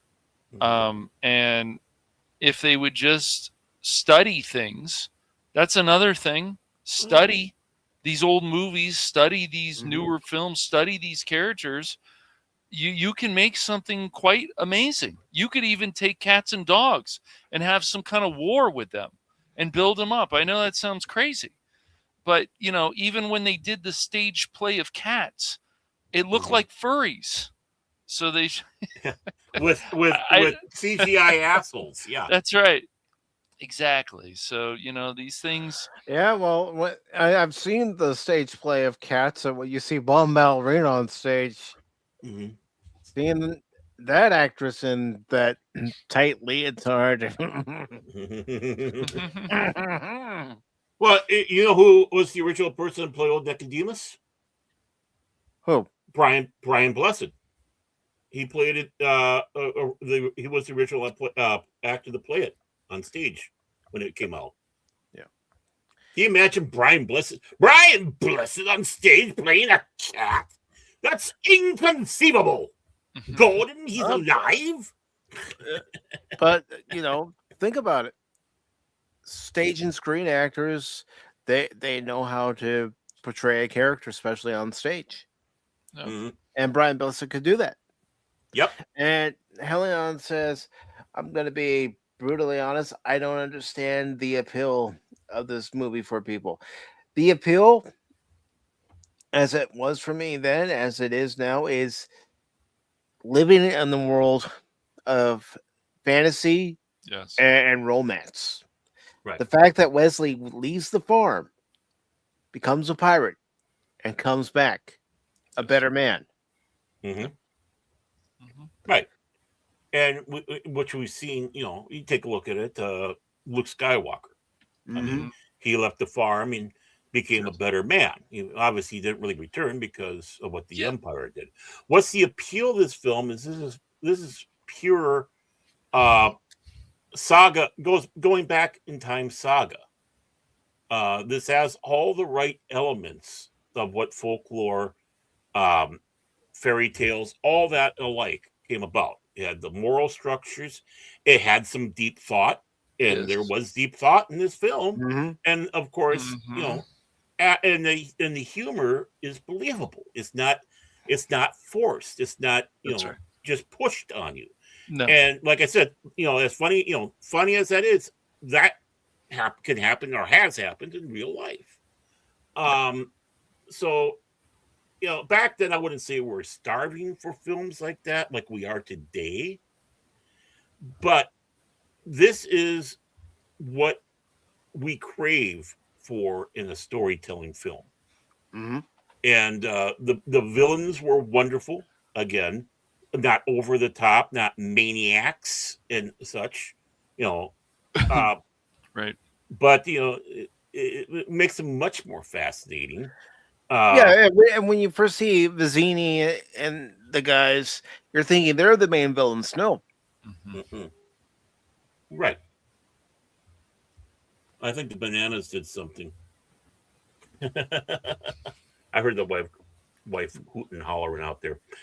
Right. This is, and then throw in on a film end the beautiful scenery of Ireland and England, but I think it was more Ireland than anything else. Yeah, which I knew. I just got my mouth shut until the end of the film. I wanted to make Mike to feel better. And well, actually, I think I did see it. I'm sorry, I didn't mean to ruin it for you, Mike. My apologies. But you have the scenery, the cinematography, everything came together. This is a lightning in the bottle film. And anyone can watch this film, whether they just want popcorn or even onto an intellectual level. This is a film for the people, everybody, and each person can take a different get a different take off of it. And then again, with other viewings as you go along, just like things like Star Trek and Twilight Zone. And those particular pieces where they're supposed to make you think, you can come away with, "Oh, I hadn't even thought of that."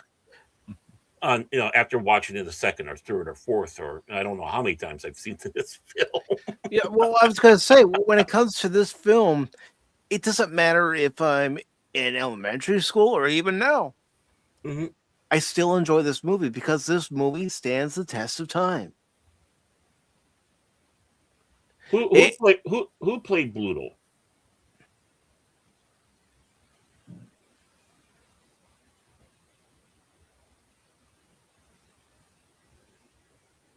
I just saw that. I think possibly when you were talking about Brian Blessing.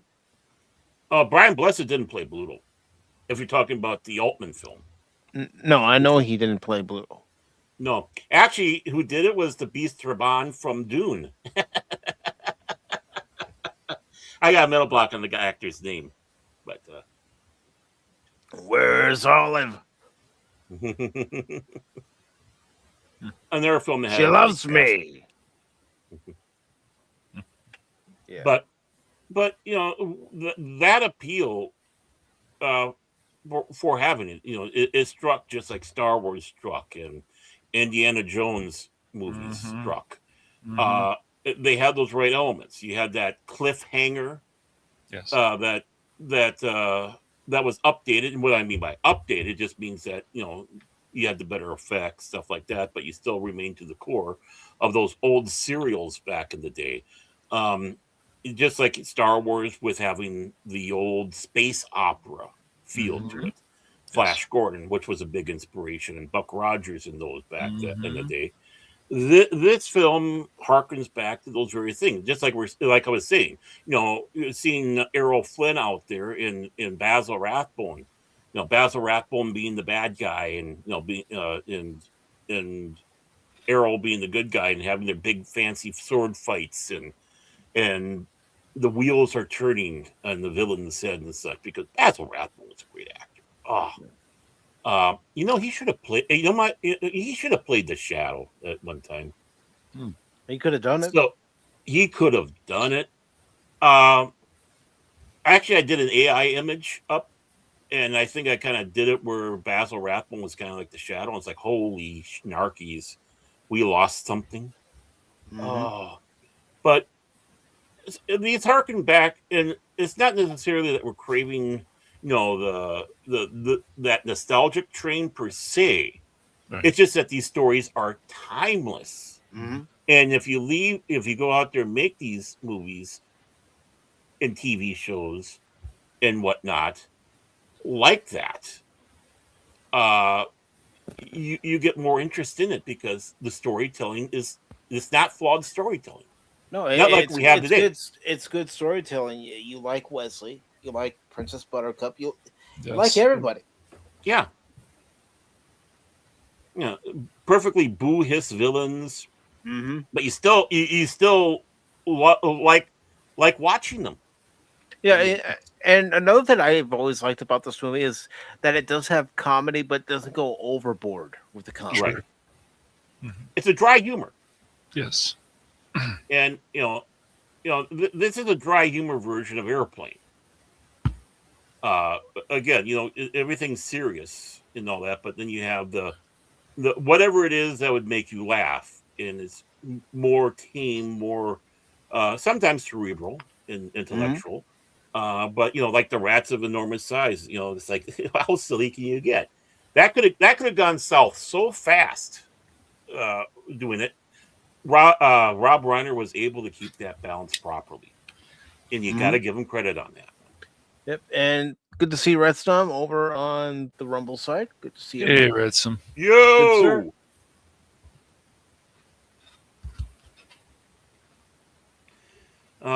Yeah. So again, it's always been a pleasure. A film like this is a treasure. This is part of Reiner's legacy, right? That he left behind. It's just too bad his life was taken from him. Right. Yes. And his wife. Yeah. Let's not forget her. Yeah. I mean, I think this is his best that he did. I know Harry Met Sally was a good film. I'm not taking anything away from the other ones. Yeah, I mean, of course, Stand By Me he did, and Spinal Tap and all that. Really great films, right? These are all great films, but I think this is the one that is the pinnacle of his directing career. So it's not to take away any of his other work. It just shows you how good he was for having that eye. I mean, and especially with the fact of who his dad was and who his dad hung around with a lot of the time. Yeah. And also working with Norman Lear and working with Carol O'Connor and Gene Stapleton. I mean,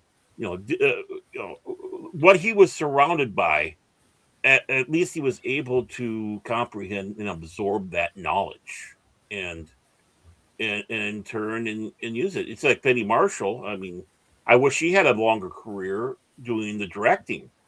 But, you look at she was an excellent director. Yeah. And you're not insulting us. We're explaining to you why this movie still appeals to us and so many others. Yeah, we're just answering a question. That's all. And we love doing that. We love explaining ourselves. It's like someone will throw a question to us. We won't do I'm not going to answer that. That's so stupid. They even ask a question like that, which is usually a sign of a moron. But, if you're able to explain why it is, and at least you get the understanding why. You don't have to like it. You don't have to understand it. That doesn't make you a lesser person. We all have different tastes. That's right. But this is the reason why, particularly, us three knuckleheads like it. And I'm sure a lot of others. And you know what? There are people who don't like this film. There are a lot of people. And that's fine. There are people who like Superman 2025. I'm not That's one right. of them. But I'm not going to say to someone who likes it, well, you're wrong. Your reasoning for liking it is completely asinine. No. People are entitled to like what they like. Right. Watch the movies they want to watch the TV shows they want to watch, read the book they want to read, play the games they want to play. That's right. Well, asking questions isn't being rude. No. I'm going to be honest with everybody. I'd rather people ask questions instead of assuming or staying quiet. Yeah. I mean, we love answering questions. We love to talk if you haven't noticed. Except for I want everybody to know. Don't be offended if I'm blunt and I shoot from the hip with my answer. That's right. Right. No, just be honest. Yeah, and that's the one thing. I'm not going to blow me smoke being up honest, being blunt and shooting from the hip. You ask a question, I will give you an answer. See, this is where you get professor power. It may not be the answer you want to hear, but it's the answer I'm giving you. Yeah, it's the answer that you need to hear because it's the truth, and that way you know where someone's coming. You can tell when people blow smoke up your arse. So, Baron. Yeah, Baron. I love that Superman 2025. Greatest movie of 2025, hands down. Well, you know what's a great film? One of the best science fiction films, Forbidden World. I think that should be on our next watch party. Forbidden World, piece of great. Speaking of Forbidden Planet was re-released last weekend for one day in the theaters, and my theater had a sucky ass time later in the evening. It's like I don't want to see that later in the evening. I want to go to an afternoon show before Pop Talk and watch it in the theater, see it in the theater for the first time. Hell yeah! I didn't even know that. How did that sneak? I didn't know it either until I was checking the showtimes at my theater to see what movies they had playing there that might pique my interest. The only one that's piquing my interest is Teenage Mutant Ninja Turtles 2, Secret of the Ooze. I know I've seen that movie so many times, but I don't care. Woo! He can't wait for his Turtles 3 to come out. No. Turtles 3, no. Nobody wants to see that movie. I do because I poke bears. But, in all seriousness, though, this film should be studied by filmmakers. Yes. This film, Blade Runner, Some Like It Hot, always Citizen Kane. I mean, these are things that I'm hoping still film teachers or professors are still showing that they can study these films. Stagecoach. There's a whole list of great movies. Or Chimes at Midnight. That's another one. A lot of people don't know that one. That's Orson Welles' film doing. It's Orson Welles doing Falstaff, taking several of the plays of Shakespeare and putting it together, centered around Falstaff. And his filmmaking that he did in that film was revolutionary, and techniques are still being done today. So I will throw that out there of a film to study as well, because it's Orson. Orson had an eye. Just look at how Citizen Kane and whatnot. Love Citizen. Our Touch of Evil, I believe is the name of the film. Touch of Evil. Owen. Good movie. Owen.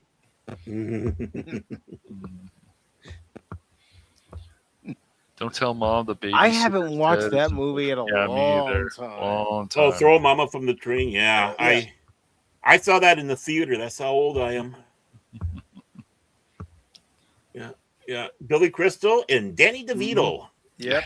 Yeah. They were quite the pair in that movie. Weren't they? Jeez.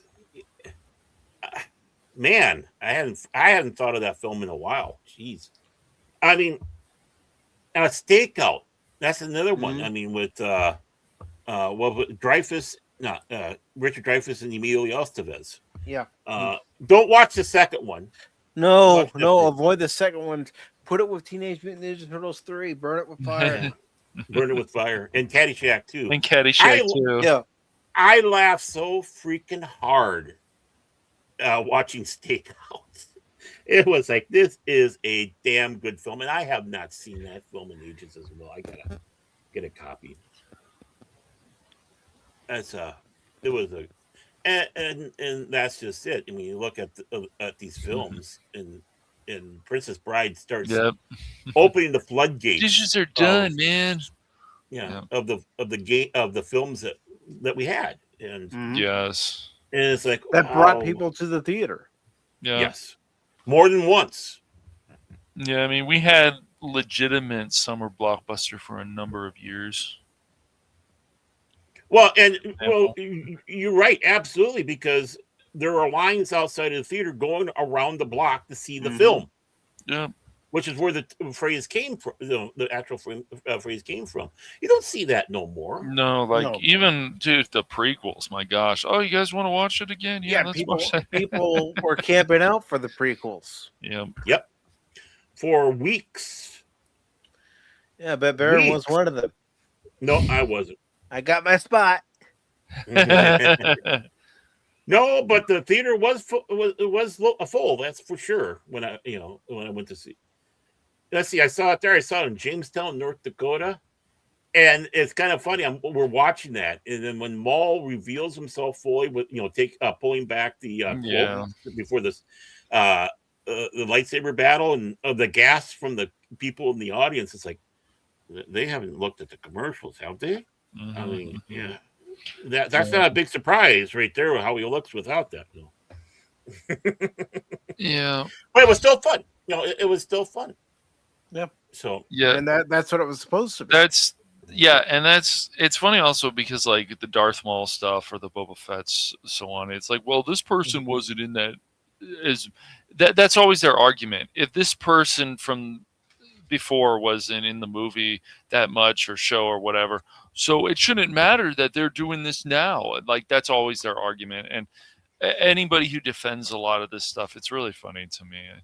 Yeah. I'm like, but that doesn't always mean anything. Like Boba Fett, what's wrong with having mystery? And so I think because people have been exposed differently to other stuff, they don't care about things like mystery and so on. And that bothers me because all this stuff should be always important, always. And well, you think about it with Boba Fett. I mean, he had such a small role in Empire Strikes Back, and a little bit more prominent in Return of the Jedi. Well, I don't know. I think it's still a small role in Return of the Jedi. Oh yeah, but why I said I didn't say large, just a prominent one because we actually saw him in battle. Right. All the other times we saw him, he was being menacing and such. But when it came to Return of the Jedi, he was using his jetpack and trying to take out people, and then got hit by the Sarlacc. So, but still, and that's the thing. He did. Lucas couldn't understand why the character of Boba Fett is so so loved and beloved, and people going nuts over him. But it was that sense of mystery. It's like that in the cowboy films where you have that mysterious cowboy who doesn't hardly says a word, but is like dangerous. You don't want to F with them. Exactly. And they have that presence, and that's the important thing. It was the presence that Boba Fett had. Thanks to Jeremy Bullock's acting, being able to do the physical acting. And that's the important thing. The part doesn't need to be huge or large. No. To be impactful. That's right. Yeah. I mean, he's standing there, and Lando Calrissian is giving a remark, about deals getting, after Vader kind of frightened the heck out of him. I have altered the deal. Pray don't alter it any further. And originally, Lando was supposed to be getting force choked. That would have been cool. That would have been freaking cool, but it didn't happen. Yeah, sometimes this stuff doesn't always happen. Yeah, well, Lucas, it really does have a lot of great ideas and so on. It's just Right. like they're definitely people. I mean, however you feel about their politics and stuff, these people can have really great ideas. I mean, I'm not so much nowadays with like Cameron's vision. I'm just like, I wish you would start finding a better vision there, man. I know you can. So sometimes even with Ridley Scott and so on, the vision is it's the same with even directors that you may think is a genius or a writer or whatever.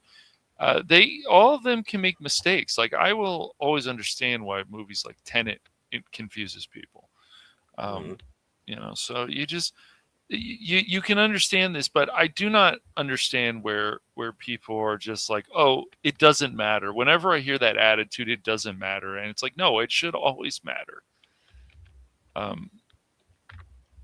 It should always matter with these characters. That's why stuff like Peter Jackson actually made sure it did matter. And yes, we know that even in Harry Potter, all this stuff that has become really popular over the years, it's not going to always follow everything in the novel, and it doesn't have to, but it needs to be interesting enough. So, yeah.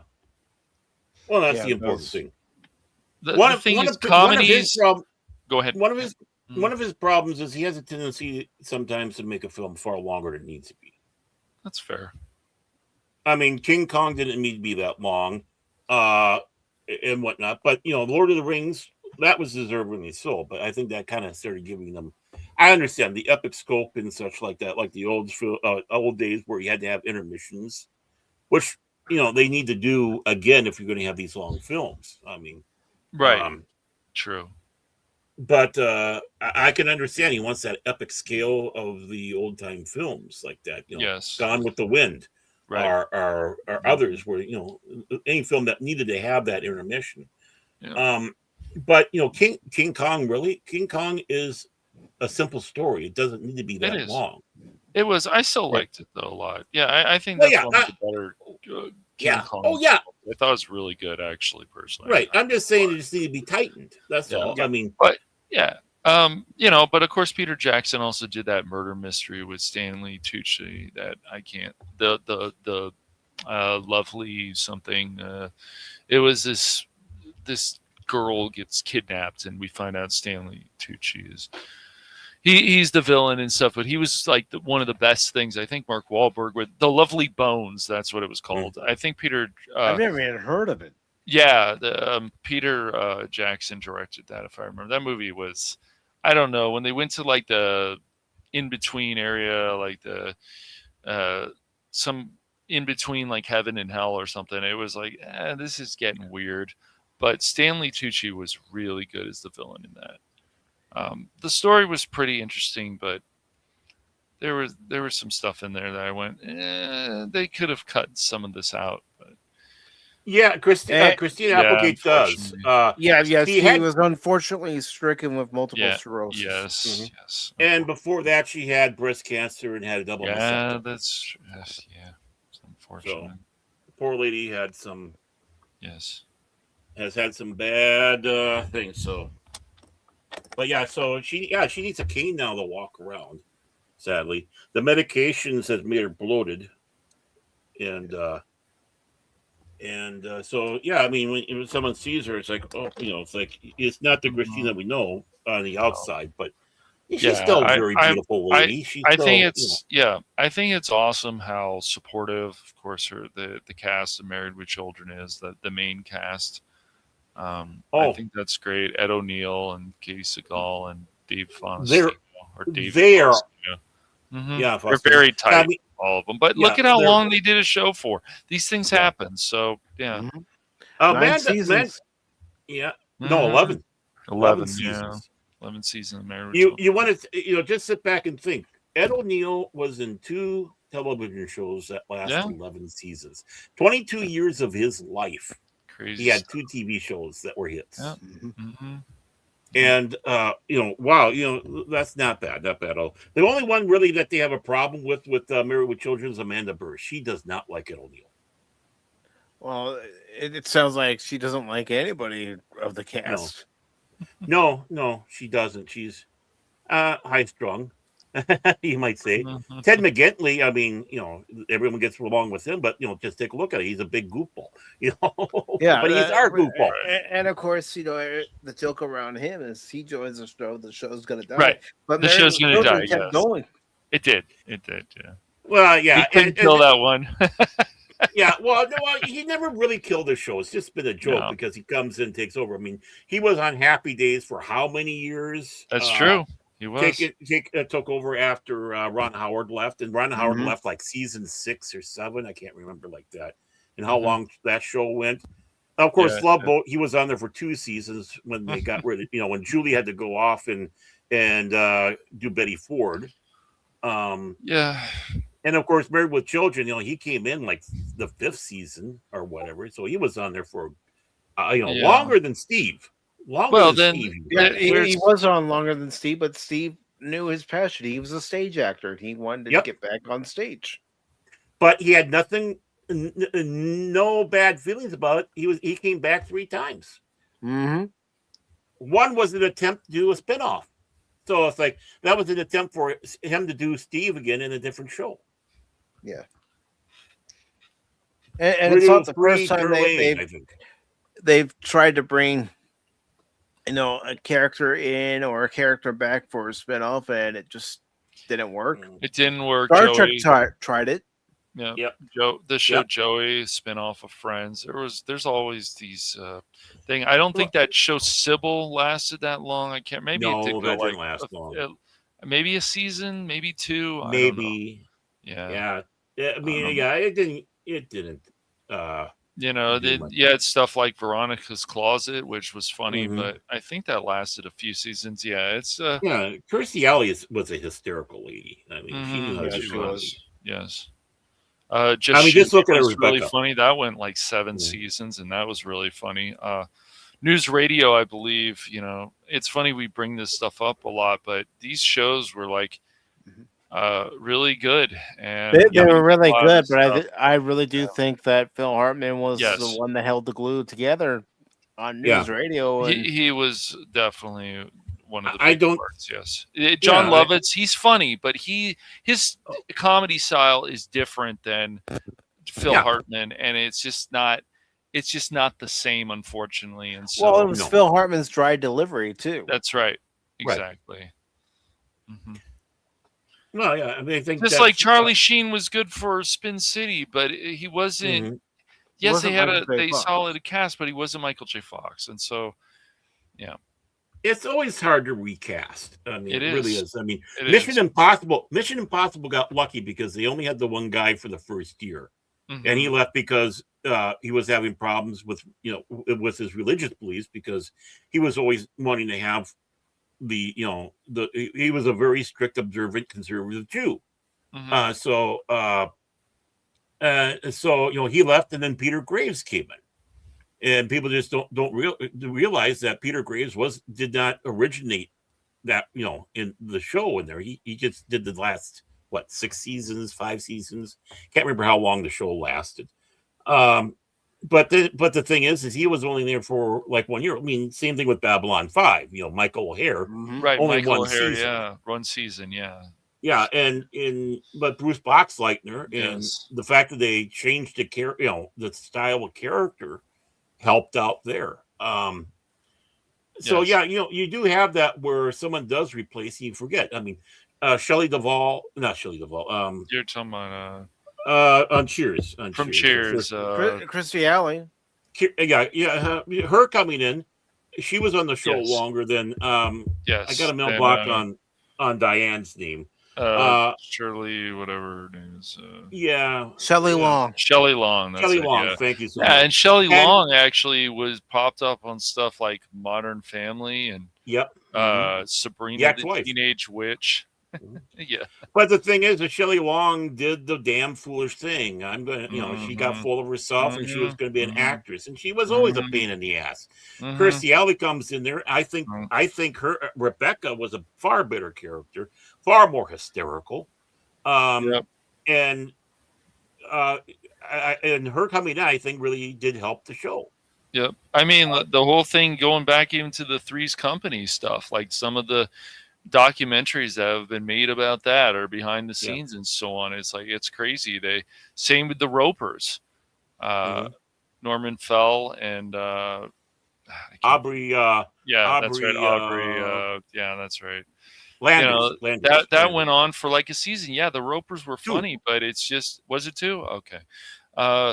It was funny, but it's not Three's Company. And so it's just like people will, even back then, it's like, you get hits like Good Times and other things, but then there's other stuff that's really funny. But let's also blame the networks too, Baron. You can blame the networks for screwing over these shows too by moving them around, other time slots, and that was the thing with Ropers. Ropers had good ratings in that first season. Then they did the shuffle game, and they're gearing up for a third season. I'm trying to, in that second season, they had when they found that I got a Mel Block on her name. It's a shame because I've talked to her quite a bit. She's does a lot of voice acting coaching up in Canada, because that's where she's from. Maybe not Canada. I can't remember. But yeah, I mean, I had pleasant conversations with her. And she was the one that they found in their attic, and she was homeless, and they kind of sort of adopted her in. And she was telling me, we're gearing up for that third season. And I was going to be in the opening credits and all that, but it didn't come. Yeah. And I'm sure she loved Jeffrey Tambor. I mean, she thought he was just a wonderful person. Just to add to what you guys were saying about when certain people leave a show, the show can get better. I thought Next Generation got better once Will Wheaton left. Then you could focus on just 7 characters instead of 8 characters, right? Which they did. And the funny thing is Wesley became a better character when they did bring him back. Will Wheaton was actually doing a better job acting. When you had the that episode, that one was pretty good. Yeah, no, it was better than. No, I liked it actually. I'd say I liked it. I actually like Wesley in that. I mean, you got the proto Tom Paris in it. First Duty. We're going to be watching that in a couple of weeks. Yeah, I kept on thinking of the name from another episode that's similar, and it's like, no, that's not what it is. Because if you heard me, I don't know if you did, but when I mentioned that that's going to be the episode, and as long as Anonymous and DJ are still available, you're available, and Cash is available, I'm available. Well, we'll be talking about that episode on the 28th on The Adventure Continues, but remember, for those of you that were there, at least, I said First Duty, and I know a few people are going to go, "Oh, he said duty." Hey, know your audience, know your team. We're all children here at certain points because we like having fun too. Like having fun, but you know me. Yeah, at least you should know me well enough at this point. There are times I am very serious. Yes. Yep. Duty. But yeah, I mean, honestly though, he did a great job in there. And Wesley was actually a likable character, even though he'd done wrong. The episode where he leaves was good. And then before how I felt about that was Final Mission. Will Wheaton and stuff, like, as I said, I mean, I have to bring up The Big Bang because he played himself and he was actually quite funny in that. He was it's just like, as Baron, I think you said, he's just playing himself. So. Yeah, and then you find out he's just playing himself. It's like, I guess he's not acting after all. Or the episode the game wasn't he hanging around Ashley Judd in that one? I can't remember. Yeah, I would too at that point. Yeah. Come on, Baron. And this is like now you figure out how to write Wesley. It's like I felt sorry for him back in the day. I don't feel sorry for him now because he's a total jackwad. But yes, unfortunately. But I felt sorry for him. I mean, it was fun to rag on the character, but not I would rag on the character, not him, because of the fact that they ruined the character right away in the first season, and they had such a hard job trying to bring a character like that back after, basically, it was just a fanfic of Gene Roddenberry, who was which I didn't actually know anything about. That was very interesting. Yeah. Mm-hmm.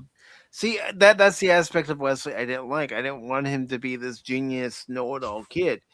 Yeah, he can know things, but I would have loved for a few more senior officers to put Wesley in his place because they're in the command structure of the starship. They know what their duty is compared to the kid who's just going to spout off, Starfleet regulations and what this system does. It's like, Wesley, when you're out here in the field, things can change quicker than you can think.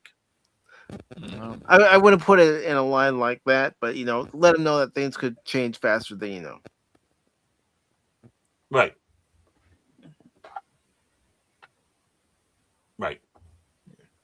And so again, it comes down to the story structure, and what, Next Generation was hurt quite a bit in the beginning because of Roddenberry, being all coked out and all that, and then suffering from his medical issues at the same time, and having Majel Barrett yelling at him because she found out about Susan Sackett in him. And honestly, I think when it came to Deep Space Nine, it did hurt Jake because the writers didn't know what they were going to do with him. Mm-hmm. They didn't even know what they were going to do with Cisco right away. That happens on shows, unfortunately, and some of these characters also get more famous, and then of course other people get jealous, and because why can't I be as famous as this person? There's a lot of stuff around Family Matters. That's right. Mm-hmm. And other cast members, characters who played Judy and stuff at the time, like they were pushed out. Yeah, Mama Winslow, Judy, they were pushed out of the show. They said we want to focus more on Orko. Orko. Did I do that? Orko, man. Did I do that? Did I do that? Orko. No, Urkel. Yeah. But I saw him. I saw him filming something at Epcot. Urkel. Did you? Way back in the day, yeah. I mean, he was standing there. He was talking to one. It was a small little thing. It was probably some promotional thing for Disney. But it's like, that's it. It's funny that he ended up being in a Star Wars show. Jaleel White. Yeah, well, Urkel, man. He became famous because of that character. There were Urkel dolls and people dressing up as him during Halloween. Can I do that? Got any cheese? Got any cheese? Yep. All the trademarks of a character. Yes. Yep. Yeah, well, like Bart, remember Cowabunga and Eat My Shorts and I Carumba. I Carumba. Yes. Please don't be the boy. Please don't be the boy. Please don't be the boy. No. I mean, think about it. Especially in '91, all the Simpsons shirts that people my age, probably people your age, Baron, and other people were wearing back in the day. I mean, I had a Bartman shirt. Yeah. Bartman was great. Yeah. Soundtracks and all kinds of stuff. I mean, there's obviously still merchandise. Yeah, Simpsons, Bartman. Sing the Blues. Yep. I got a couple of the albums, basically, music from the show in there. So, which is great because, it's just, I'm trying, I got a little block on what's on it, but it's good. Like their version of the Cheers, Moe's at Flaming Moe's. And it ends and they go, Belch, Barney! Belch. Yeah, instead of Norm. Yeah. But yeah. We actually had must-see TV stuff, because these that things was were actually NBC's popular. Whole ad campaign in the It was must-see TV. It was, man. And these shows were popular. It didn't matter if you liked Friends or Frasier or whatever. These shows were very popular. But see, I had something else I was watching on Thursday nights. It was called Deep Space Nine, and that's fine too. ABC back in the day was "We're Still the One." That's right. Yeah. Well, also remember ABC with TGIF. TGIF. Yep. Oh yeah. Oh well. Thank God yeah, it's Friday. Need to go to the old, going back to the 70s and 80s. Okay. I know, but I'm just bringing up what they had that was so popular that people had to tune in. It did. I mean, people they had to tune in to that block from 8 to 10. They had smart slogans back then. Nowadays, it's just like, like ABC Family. That's a quality name. Then they want to change it to Freeform. No. ABC Family is great because they want to get rid of family. That's right. You got it. And unfortunately, yeah. But and the thing is too, a lot of those commercials, the stars didn't mind going out there and participating in it. So, what We Still the One. They had Henry Winkler as the Fonz and Three's Company, Laverne and Shirley. Just to name a couple there, and other ABC people, and whether it was drama or comedies, and they're out there, doing like the thumbs up or whatever. It's still the one, it's like having a grand old time. They're making it. Hey, this is going to be fun. Now it's we'll torture you. Yeah, they don't care. Like, and their sitcoms are not. They become. I don't find a lot of comedy today. You can't. There's not much. There's stuff like that people are. There's some stuff on CBS, but even there was of course Young Sheldon, which was more that didn't have a studio audience, and then Georgie and Mandy's First Wedding actually does. That's one of the few popular sitcoms out there, but it also has serious messages to it. It's just a lot of this stuff now. I don't know. I can't think of another actually good sitcom that's popular out there. There's probably, I don't know. I mean, you see stuff on Peacock and so on. It's like, do I want to watch something like that DMV show? No, probably not. So yeah, there's just not. They seem to be popular. I think stuff like what is that one called? I'm trying to think of it with Joel McHale. It's pretty funny. I don't know. I can't think of the name. It's on Fox. I don't know. What was it? What was it? A vet show? Yes, it's pretty funny. Yeah. I can't think of the name of it. I just remember Animal something. Yeah. Seeing an advertisement for it. I didn't pay attention to what channel it was on, and I wasn't interested. You didn't care. You didn't care, and I didn't give a shit. I didn't give a shit. I'll say it that way. I'll say it the way I say it, just from the hip. I didn't give a shit.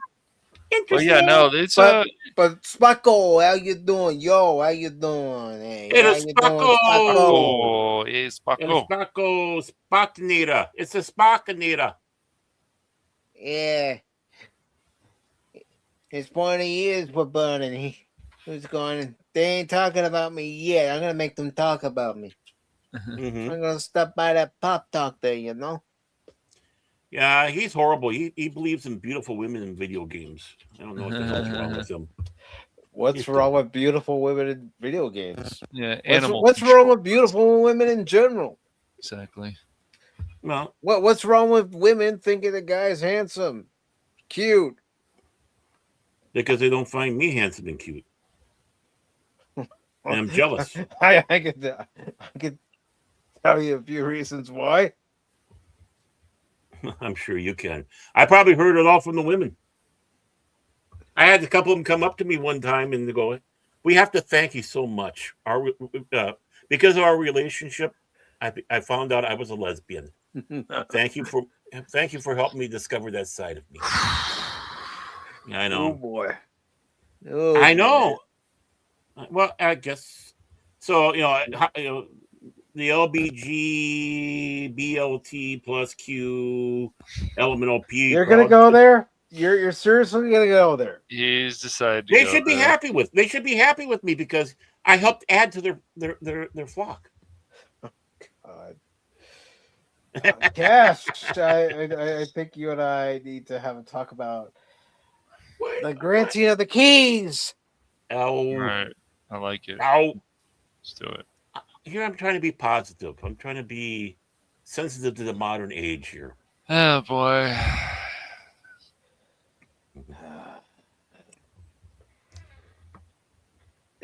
This is why I drink. I'm hurt. And I don't even drink, so if you buy that, Barry, fat ass Barry. I have a magnificent ass. It has plenty of cushion. You know what? That's information we did not need to hear. Nobody cares whether it's magnificent or not. I certainly don't give a shit. Remember those bouncing balls, and they had that little handle you could bounce around? Hey, boy. I didn't need one of them. I just did it myself. Boom, boom, boom. Save money. I didn't look at the bouncing balls as I got older. I looked at the bouncing boobs. Well, I'm talking about when I was a kid. Yeah, when I was a kid and I was getting older, I watched the bouncing boobs on Baywatch. Well, see, I didn't have Baywatch. That's sad. Yeah, I didn't. No wonder you turned out the way you are. Yeah, I know. I didn't have enough boobage growing up. What in the? Yeah, I know. And I don't blame anyone else for going, what in the fuck is wrong with Mike? What in the fuck is wrong with Baron? What's wrong with all of us? Cash, he's okay. Okay. But Mike and Baron, what the fuck is wrong with you two? Did you get dropped on the head more what the fuck is wrong with Baron than Mike? Come on, man. Seriously. Mike's talking about watching bouncing boobs on Baywatch. Yeah. Yeah, well, you know, Cash isn't interested in that stuff. Thumbs up for that, Mike. But what Baron is talking about, yeah. What? You're just jealous. Uh-huh. You got the chin, I got the butt. Okay, there. Hey.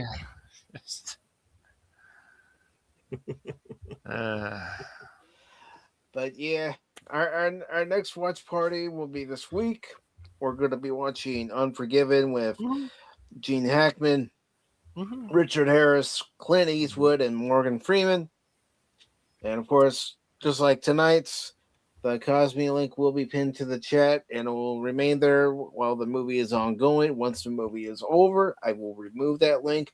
And also for channel members, I will put the StreamYard link in the post section for any channel members who wish to join us on the panel that day.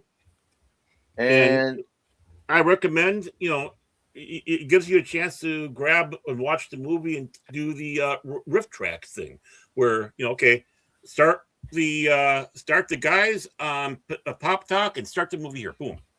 And then you can follow along that way. No, not from my perspective. Well, I'm going to behave. I'm sorry. That was a big open door. I'm right there with you, Spock. Right there with you. Yeah, amen. Spock one.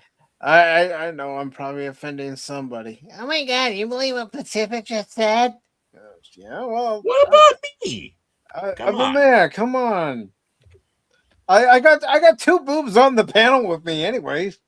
I think he's talking about us, Cash. You're the bigger boob. Baron. Well, I do have A cups. Baron was like, you know what? I'm gonna make this go in a weird direction. You guys are gonna accept it. Well, what was it? Come on, Seinfeld. They had the bro. Yeah. Okay? Yes, and now you're going to say this about me? Come on. I'm just following you through Seinfeld stuff here. George's father, yes, and Kramer invented the bro. Yeah, the bro. I got several pairs. Yeah. I mean, when you're bouncing your butt so much, you got to have something to help keep the bounce, the other bounce.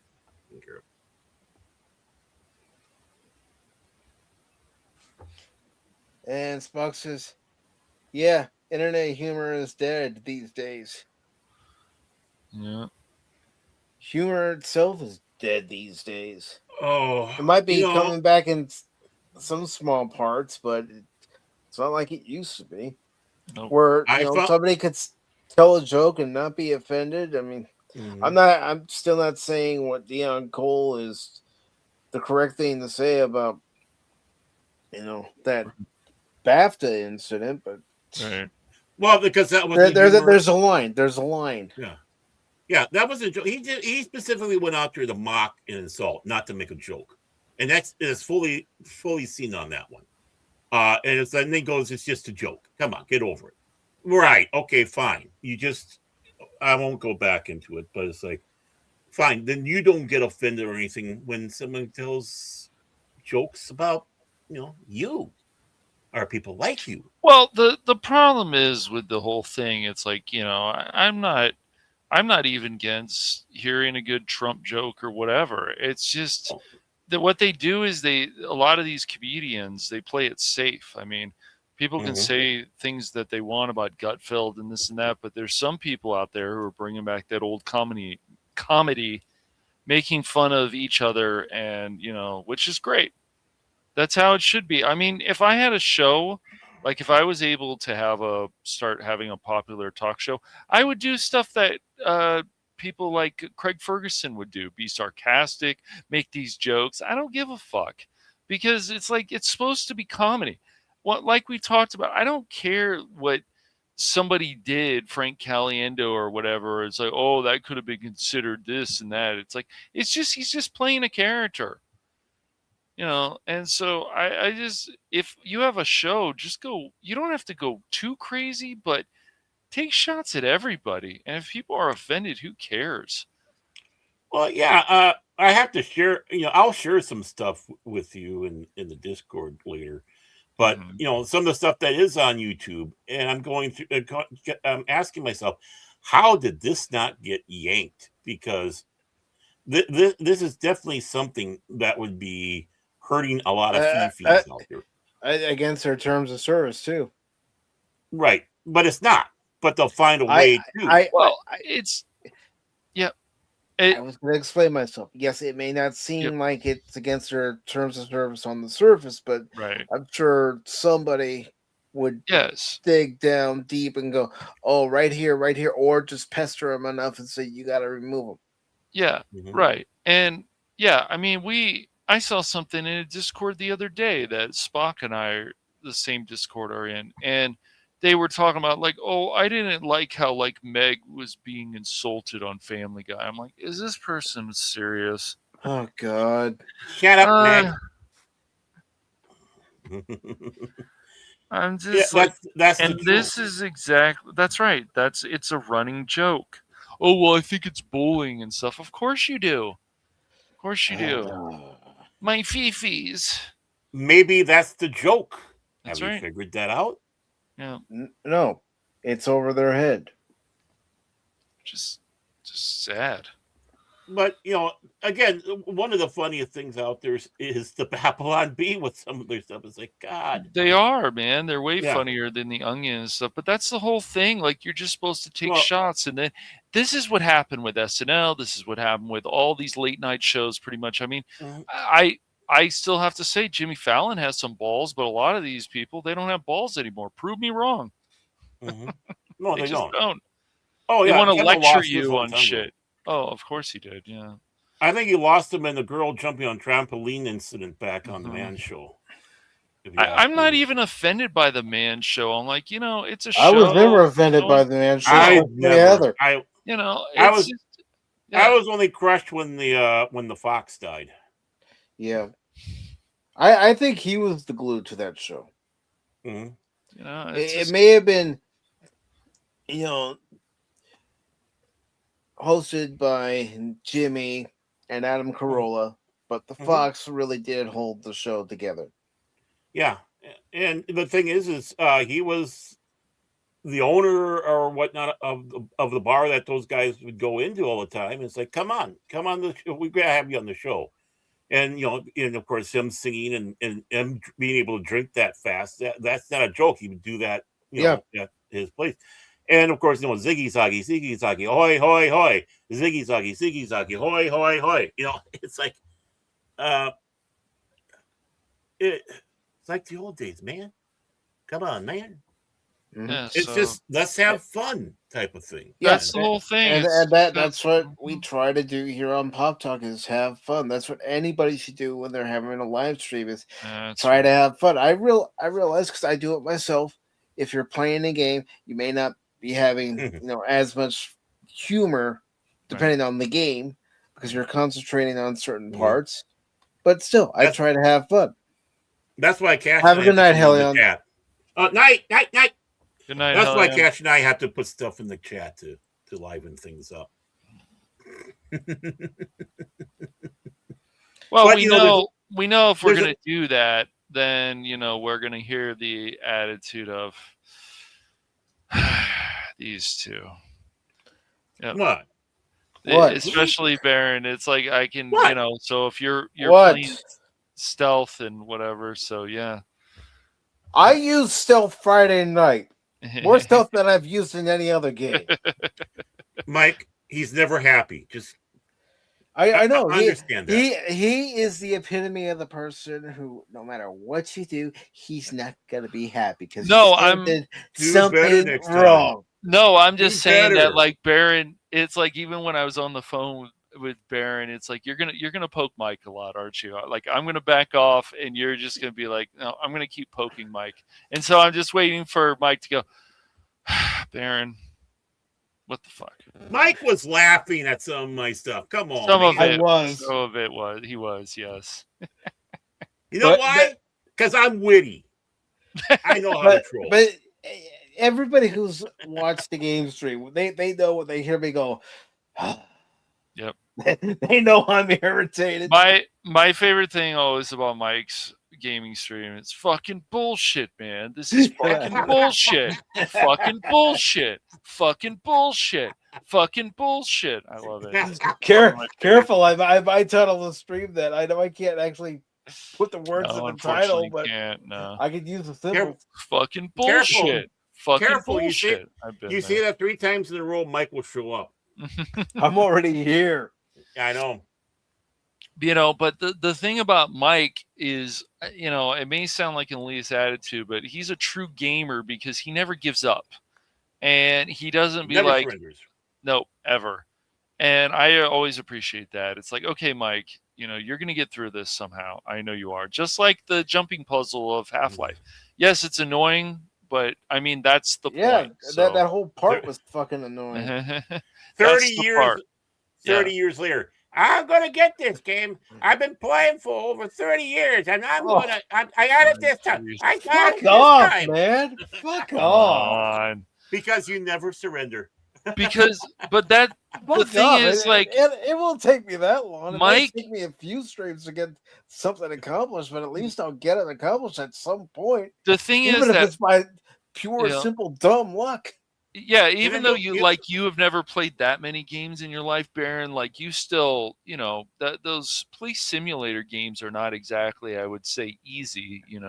They're not the hardest thing in the world, but they're not. I played a lot of games growing up. I had struck a nerve. I know. I'm just gonna sit back and eat my popcorn. I figured. Well, I figured you played like in the arcades and stuff, but the Atari 2600. I had my Apple II, and they had. What did you play on your Apple II? I'm curious now. Do you remember?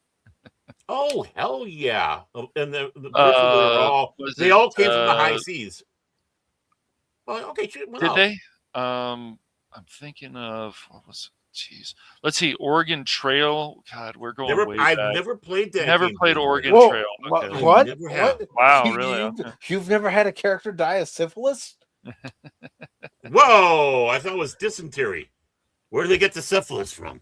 All right, Baron. I know where since I'm just trying to be funny. Baron, can you remember the first game you played that was not the Apple II, that was actually color? Like it was, color monitors. Remember, Bear comes from the Renaissance era. Color. Do you remember TV, color video games?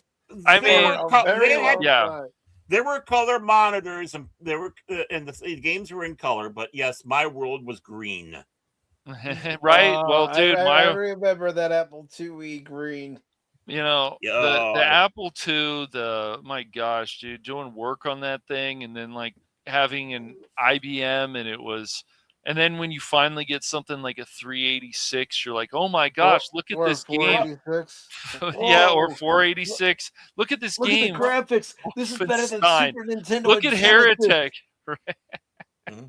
Well, you know, I'm right now looking because I got one of the boxes for one of the games with my role playing stuff up there, nice. And that I had for the Apple IIe, which I hope to get my hands on soon because that was over. My dad had that, so I'm hoping to get that, back to me.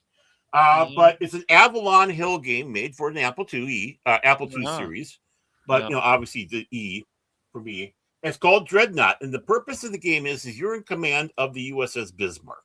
And of course, you have the Prince Eugene running alongside you, just like in history. That was the one of the escorts, or the escort. And the goal of the game is you're supposed to go out, just like in history, and take out the convoy that's coming from the States to England that will be sending supplies down to help out, like down battling Rommel and other stuff. And you sink those. If you sink those and get back to a friendly port,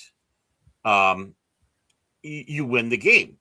And of course, you start sailing out of Bedridden, where she was birthed at the time. But they had a port in France. Maybe they had 2 ports in France. Of course, you could go back to Bedridden.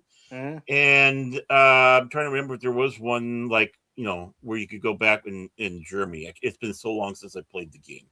So it was strategy. You had to calculate everything out for your moves, for how you traveled. Tried not to repeat history. In fact, my first outing, I went nuts, and I actually, instead of trying to go up and around Iceland, like the Bismarck did, trying to avoid all that, I went down and skirted close to the coast of Ireland and hit the shipping lane there, took out the convoy and made it back, and hardly had a scratch in the battleship. And the thing is the game would learn. Because you had it would learn what you did, and then you couldn't do it again. Right. So, and it would change no matter what. So, the game is purposely have a second disc, and that's your data disc for loading the game and playing the game, because that'd be recording all the moves that you made. Now, they were pretty sophisticated back in the day with an Apple II. And I didn't have many victories. Let's just put it that way. Especially when you start facing, I don't know how many battleships. Oh, look, it's the Ark Royale. So in other words, you died a lot. Oh, yeah. When they throw everything at you and you just got 2 ships. And you got control of both of them, by the way, the Prince Eugene and the Bismarck. And I played hours and hours on that game. And that'd almost be a fun one to stream if you could. But yeah, what do you expect? How you could, though. Yeah, I know. Yeah, I'm still trying to find the more recent version of Dark Castle, and I'm like, oh, it's got to be on some Mac thing, even like in a tablet. Nope, fucking hell. I got another one too. I can't quite remember the game. I don't think I got the box up here. But it was basically a World War III game, and you're in Europe, basically land war in Europe. And I could never do well with that game. I tried. It's like you get your arse handed. Oh, Hunt for Red October was another one I got somewhere. I don't know where exactly. I hope it's not gone. But Hunt for October. So you're trying to get the Red October out and into you're basically get into a safe harbor. Yeah, you're Sean Connery. And yes. I never did well in that game either. I guess that's why I like Dreadnoughts. I was able to do well with that. Yeah. But don't kid yourself. We had some sophisticated games besides arcade games that we had on there. Oh no, I'm sure you did. Yeah, I remember my brother used to play a lot of like Dark Castle and I know I've heard of it, but I'm not that familiar with Dark Castle. It's the jumping is annoying. Oh, okay. It's jumping. But yeah, no, Dark Castle. That game's still pretty challenging. The controls are a bit wonky, but that one there was, I think, one called Apache Strike or something. Oh yeah, that's a good game. That was actually a pretty fun game. And then of course SimCity back in the day, and that was a lot of fun. And we're talking about early Windows 3.1 SimCity. Yeah. Well, how about the forerunner to that? Mattel and Television had a game called Utopia, which is basically a SimCity. Yeah. But you played it on the Intellivision. My uncle had that game on his. Yeah. But yeah, I definitely had the Atari 2600. I remember playing Adventure until my eyes popped out of my socket. Yeah. Which was basically... I didn't have an Atari 2600, but my neighbor next door did, so I would, join him in some game sessions. I always loved playing Frogger. I don't know why, but I always did. Yeah. Frogger's still a fun game. I think they have a newer version probably out by now. Well, they got that. They got that Crossy Roads or whatever it is, where the chicken or whatever trying to cross, and it's endless. Doesn't come in. You see how far you can get before you get killed. In the game, YouTube, but it's a Crossy Bird. Maybe it's Crossy Bird. I can't remember. But yeah, but it does. But when you have a never-ending game like that, it's like no, you need to have a goal. Yeah, it would be. Why nice. did the chicken cross the road? Guess it was stapled to the punker. Yeah. But yeah, getting the Super Nintendo. I mean, it's just a lot of things that we went through and stuff. It was just there was just a lot of greatness out there.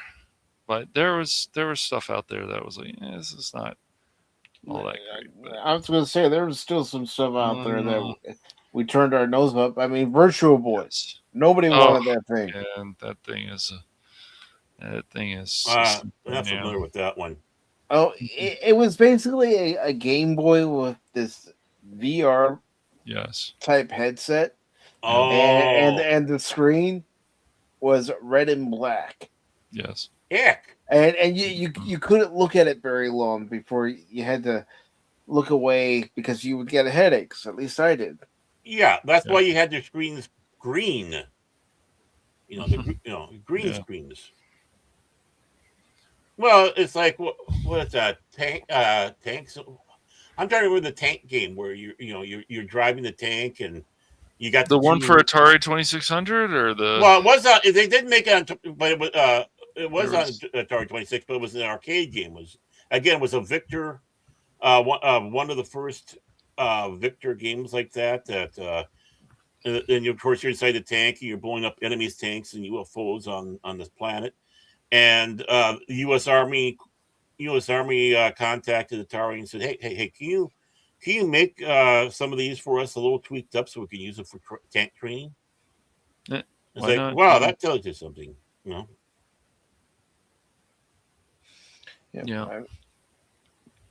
I can't remember playing too many tank games growing up. There was Patton versus Rommel. I remember that my dad bought years ago. Yeah.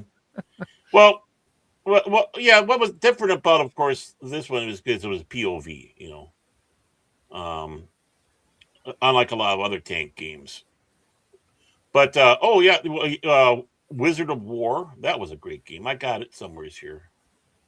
Can't remember if it's on the Xbox or if it's on my Sega game pack I got. But Sinistar, which was amazing because you had that voice. And they sit back and say, this is a game that traumatized so many people in that generation because of the voice of the Sinistar. I'm sitting back, who the hell are you? You don't know a freaking thing. We were all saying, cool, man. It didn't give us anxiety or all this other stuff. It's like, do you let your AI write this crap? Don't talk to any of us that actually played the game. I mean, that's one of the games I got for the Genesis. Mm-hmm. Mostly for me, you'll hear me cussing and swearing because it's a hard game. There were several games on Genesis that were hard. Well, yeah, but when it was in the Yeah. when you play the game in the arcade, it's like, oh, it's like amazing how fast your quarters went with that game. And with Bosan or whatever it's called, it's basically Japanese for I can't remember his Star Destroyer, I think was their name for it. But you go around, and you got these six sphered space stations, and you're supposed to destroy them and the enemy. And it actually had again, the thing that made us all go woo. It had the voice synthesizer thing on there where it starts out and says "blast off." And he went on and shot stuff. And the game, YouTube. You mean Russia? No, come on, Barry. You know that's how some of the voices sounded in the games back in the day. Yeah. This did it. What? Yeah, this did it. It was because it's just 2 words. That was they did a good job on that one. That's why we thought, oh, that's whatever. But yeah, you're right. There are a lot of the games, if they did incorporate that, wasn't good. No. But this one was good. And of course, Sinistar, most of the time he was laughing at you and saying you're going to die. So it was you trolling me. That's what it was. Yeah, we might as well say that. What the hell? Yeah, we weren't exactly in the Stone Age, but it wasn't the top quality we have today. No, but we enjoyed it. We didn't care. I mean, you still enjoy it. That's why people want these retro systems. Mm-hmm. And they're not old farts like us. Well, see, that's why I gravitate toward the collections that are releasing a collection of 8-bit, 16-bit games based on a particular brand or a particular franchise. It's like that Marvel Maximum collection featuring some of the Marvel games from back in the day in that collection. I'm thinking, shit, I'm all over that. I don't blame you. Because I still love playing 8-bit games, 16-bit games. Yeah. A lot of those games are harder to play than modern ones. Mm-hmm. I mean, how many times I cussed and swear playing some of these games on the Atari are yeah, we know Spock. He's the Vulcan with the green cloud around him. But on the Apple, on the Atari, just cussing and swearing. I pressed the button. I shot it. That sounds like my dad and I playing the Top Gun game that was on the PC back in the day. Mm-hmm. We would both curse. Yeah, they had. Although at that particular time, I shouldn't have been. But I did one day. And my dad's like, "What's the game doing?" I said, "It's not doing shit." He's all, I can't even get past that level. It's like it doesn't want to respond. Although one game my dad and I did like playing was this stealth bomber game that a friend of my dad's gave us. And either he would play it or I would play it, or I'd be waiting like, come on, Dad, hurry up. You've been playing this for hours. Yeah, that's the biggest pain is, you're having to wait, especially when they're not dying. It's like, can you die already? Hey, Michael, did you see that shot? Yes, Dad. Mm-hmm. Pretty cool, huh? Yes, Dad. Oops, I tripped over the cord. Sorry. My turn.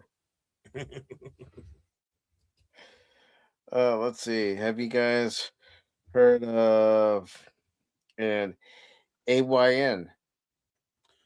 Why does that sound familiar? AYN. Any year now?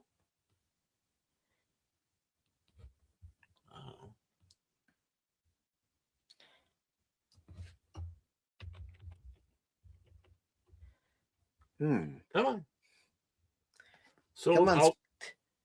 Sold out emulator device, sort of like a DS. Oh, maybe that is where I heard about it. I heard something like that coming out.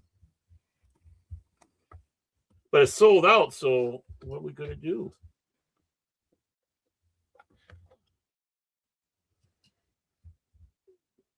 No, it's kind of funny. I would like to get my hands on a game, like a Game Boy from back then. I love playing that one baseball game they had. And what was so neat is you could pick. Do you want to play American baseball or Japanese baseball? Yeah, because there are different rules. Mm-hmm. And, of course, things are in meters, metric system with the Japanese. And, of course, the Imperial with us. It's like, ooh. Glory to your house. Glory to you and your house. You will buy 100. I mean, I still have my Game Boy. I tested it a few years ago and it worked. I haven't tested it recently to see if it still works. But I try not to keep the batteries in either because I don't want the acid to corrode anything. No. That'd be a bad thing. I mean, yeah, you can clean it out and all that, but still, you don't want to even get there. Yeah. And when I last played it, I played a couple of games. So I had Bart versus the Juggernauts, of course, my Star Trek The Next Generation game. I had my Turtles game I have, and Turtles. I also had a game called Wave Racer. I like that game. Wave Racer? Is that something with jet skis? Yep. It's jet skis. It's a top view racer, and you just go around the track. Oh. You know what one of my top few favorite games of all time is? Spy Hunter. Oh, that was the only good part of playing that horrible Batman Gotham Knights game. Mm-hmm. Was the fact that there was a section at their base where they had a Spy Hunter game. You could actually play the game. Oh, and of course, Spy Hunter 2. I never played that one as much because it came out, when it came out. But I like Spy Hunter 1 over 2. Yeah, I kind of think I remember that too. I played it. It's like, yeah, it's good, but I'd rather stay with the original. And of course, using the the Peter Gunn theme.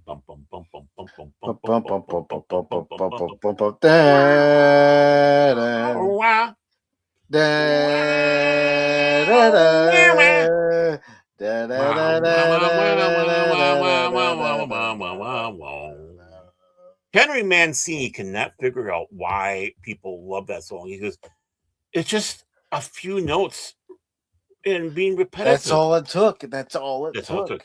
It just had that feel. I mean, you don't need a long song. It's a theme song to a show, and how long are those? And it just conveys the mood for what you're going to get. It's like, here he does these magnificent pieces from Life Force to other stuff, lighthearted stuff, and he's this. I'm going to be remembered for this for the rest of my life. Why? It could be worse. Yeah, you could be remembered for being Wesley Crusher for the rest of your life, and a pencil neck geek. And Phil says, your like has been smashed, and this needed to be a double feast for cash. He needs to see The Princess Bride followed by Sisterhood and throw in The Notebook. The Sisterhood of the Traveling Dance? No, never. No. The Princess Bride's a great movie, Phil. Come on. If you're going to do a back-to-back, it would be Harry Met Sally. Yeah. But remember, I'm trying to not do as many double features. Oh, I know. I'm just, I wholeheartedly agree. I'm just saying if. The important word, the most powerful word in the universe, if. I know. If was that, and that's the proper way to do it. I'm not encouraging it. And Spock says he never thought about giving emulator devices a try, but this one has good reviews. And he says, I'll do anything to keep my old games. Yep. Yeah. Yeah, emulators are pretty cool, man. Some of them don't work as well as others, and then they don't update properly, and you're like, come on, man. And then Nintendo's trying to shut down. That's right. Corn Pop's a bad dude. He always is. So yeah, emulators are cool. They're good to test stuff.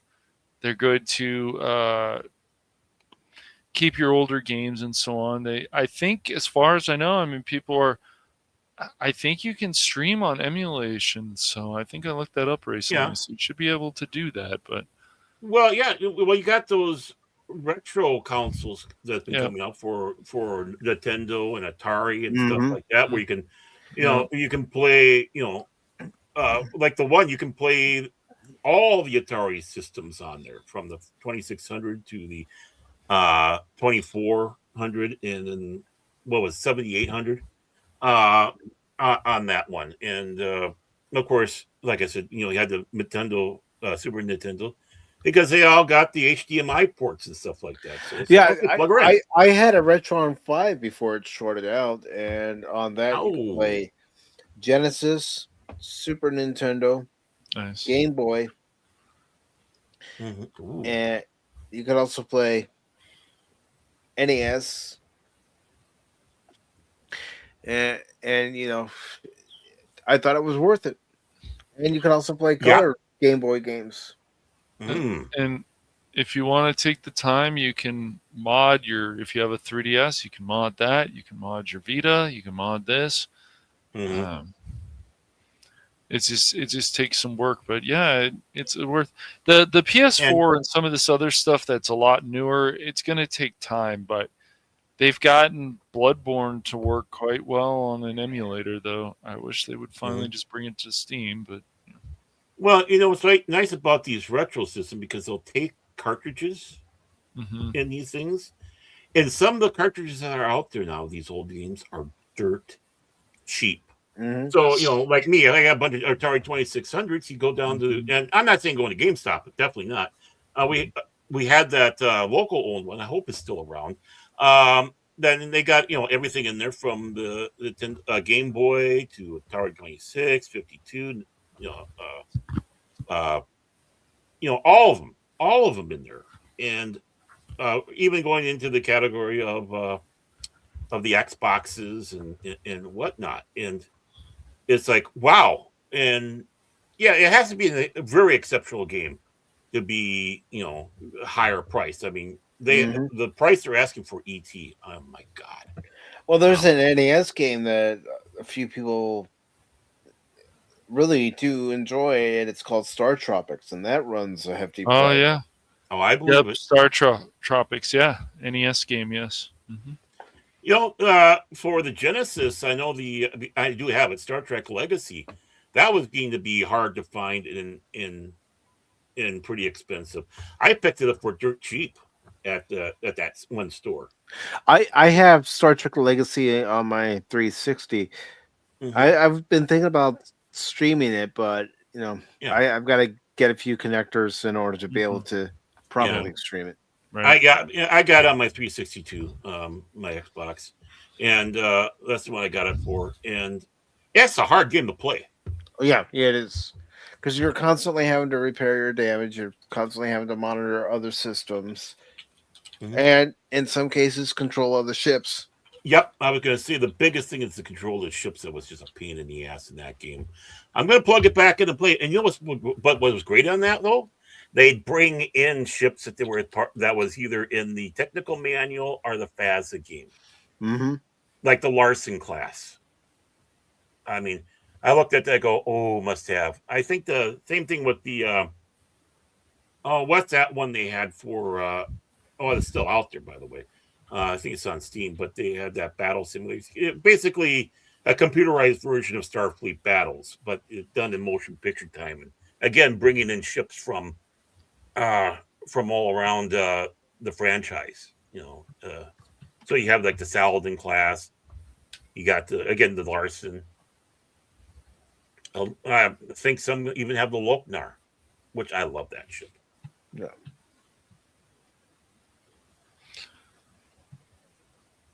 I love it. Nothing wrong with that. Nothing wrong with that at all. I mean, honestly, without the games from yesteryear, we wouldn't have the games that we have today. No, it's part of the evolution. Yeah. Yes. And sadly, a lot of these old games are far better than new ones. You don't want to say that. Certainly. I just rather say I want to sit back and say they're on par. I mean, that way it's like it shows. But when a lot of these old games are kicking butt and taking names, it just you do better. Which is why the indie games are doing so well. They're like those games in the past. They're getting better, especially stuff like Slay the Spire 2. It's like number 4 or something. A lot of people are playing this roguelike card game. I have the first one, but the second one has co-op in, and that's a game changer for a lot of people, which I can't. That's good. You know, I was asked this morning when I stopped by a stream if I thought Resident Evil Requiem was worth it so far. I said, a game like Requiem is worth it to me when I don't just consider it a game I'm going to stream, when I'm actually playing it offline because I want to see how far I can get offline. Yeah. For pleasure. I mean, in some ways, when we're on stream, it's it's a little bit of that working because you're doing this for other people, for the public. But just to be able to sit back and just relax and play the game in that different setting, is that something you want to do? And yeah, it says speaks volume if that's. I mean, I play these games that I air when I'm not. I mean, I got this is a save for on the air. This is a save for when I'm not on the air. For private bearing time on both of them. On Contraband and also on Police Simulator. And all across that board, so that speaks highly right there. Yeah, it's worth it. I mean, I have played Resident Evil games like I've mentioned before. You gifted me Resident Evil 4, Bear, and I actually was playing that. I actually was playing that a little bit this morning. Oh, cool! Yeah, it's always good to. Before you even go on stream with any game, practice it, or you may just not like it that much. And so this is why, you're going to play some new game, just do some research and play it and see how it goes. And if you're not feeling it, then I suggest not playing it on stream. If you are, or if I'm in an area like I am currently in Shinobi, I haven't taken the time to actually look around off stream to see where I need to go, but in Shinobi, I'm trying to figure out where I'm supposed to go on one of the 3 levels so I can continue on to the next part of the map. Right. Yeah, that's a good thing too. It's just you can even get confused in stuff like Zelda. Like, why is my character not turning the right way or something? It's like, I have to turn around backwards to kill this thing. Okay. But you don't think about it, and then you look it up. You're like, oh, come on. Like, that was it. Why couldn't I think of that? Are you messing with me? What? Are you messing with me? That's right. I mean, I tried, Metal Gear and stuff. It's just play styles too. If you're more in the Rambo type play style, like stealth, it's hard to break habits. And it's the same. I'm keeping my mouth shut. But it's hard to break habits about stuff. Even things like Half-Life.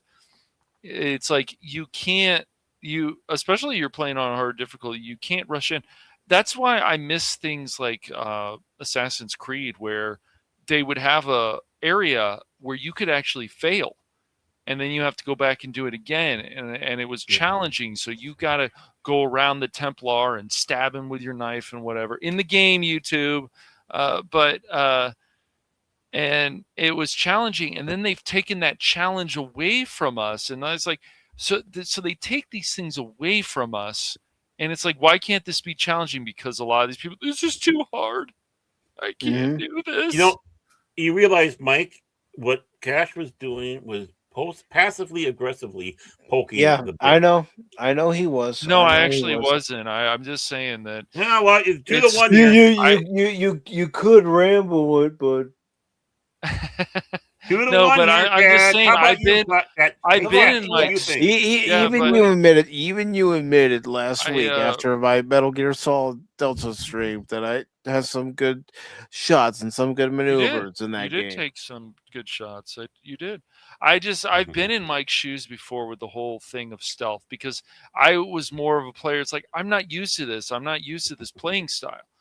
And so when I was at a friend's house years ago, I had to get used to it. And even still, you can easily make mistakes in Metal Gear because for some reason you're like, okay, I got through this part, but not good enough. So.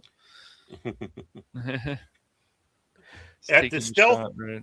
Yeah, we were with the stealth health workshop here. That's right. Trying to help players understand the importance of stealth in the game. It is a necessary thing we have. All it does is when you're not doing stealth in these games that want you to do stealth, you just cause yourself more headaches, and then the game yells at you. That's always the best too. Our cash. We don't want to be seen, Snake. I don't want to. Huh? What? We don't. I refuse to yell at Mike in his chat. You have. I have not yelled. We gotta do better, guys. That wasn't yelling, man. Dark Tide. Oh, your tone of voice, man. It was your tone of voice. Okay. Yes. We both picked up on it. I was getting a bit annoyed because I'm like, man, really? Yeah. No shit, Sherlock. It happens. It's just like with Mike. It's fucking bullshit, man. It's fucking bullshit. I did say Friday during the stream on Rumble. I would say, Pacific's favorite word, fucking bullshit. Or phrase. It's fucking bullshit, man. It's fucking bullshit. I mean, it probably is, but sometimes it is. It's like I hate when it these just games spurs me to play. Yes. Spurs me on to play more.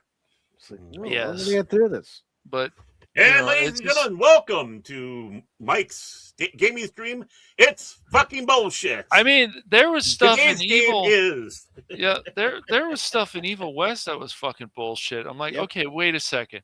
This stupid gargoyle vampire fucking thing, and yes, better throw the dynamite. I know. Yeah.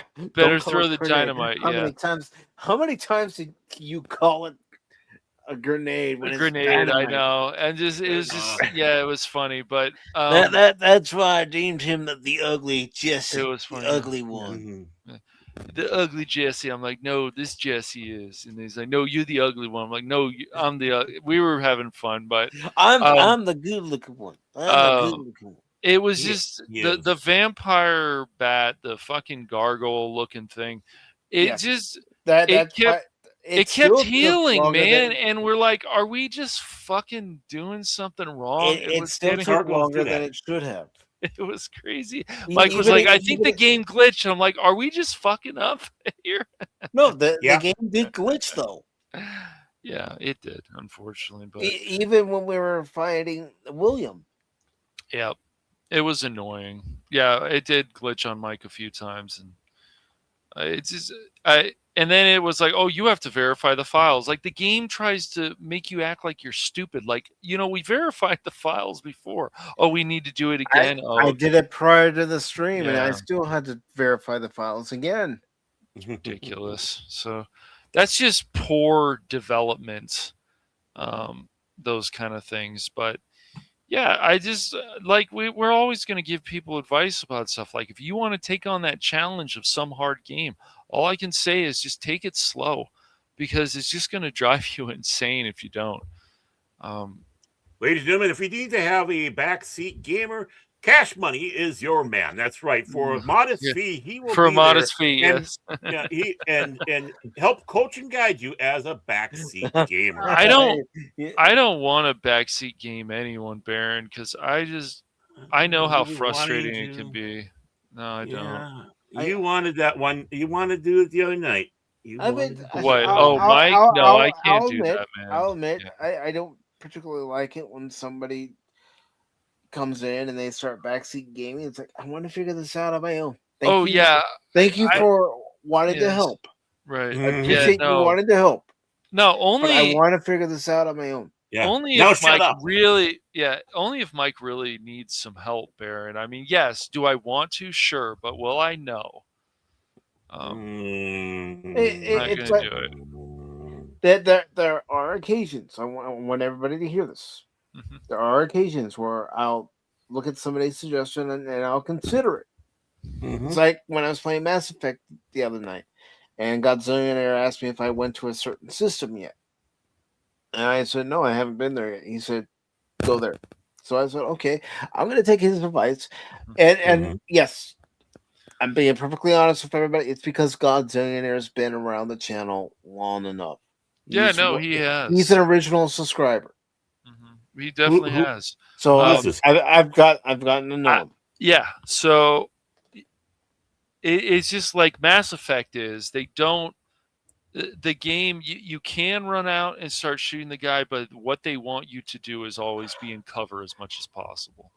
That's what I was trying to do once I got to that system, but it just took me forever to get through that part. And it circles back to Cash and his stealth attacks. No, you have to be in cover, man. I've tried it all kinds of different ways on Mass Effect, so it can work, but staying in cover is the best thing. What? By the way, what's a wubs?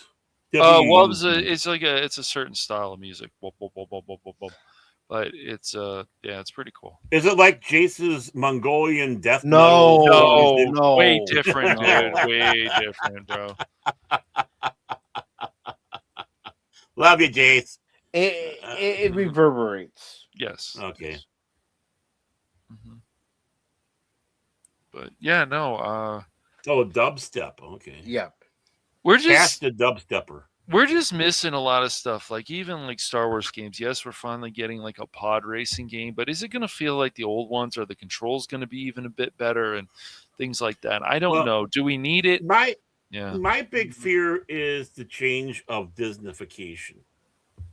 Mm-hmm. Disney going in there and just screwing things up and throwing shit in there and trying to co-opt it in from Luke. Well, are we going to be able to buy different pod racers? Are we only going to have to use something that looks like a box? Like, it's just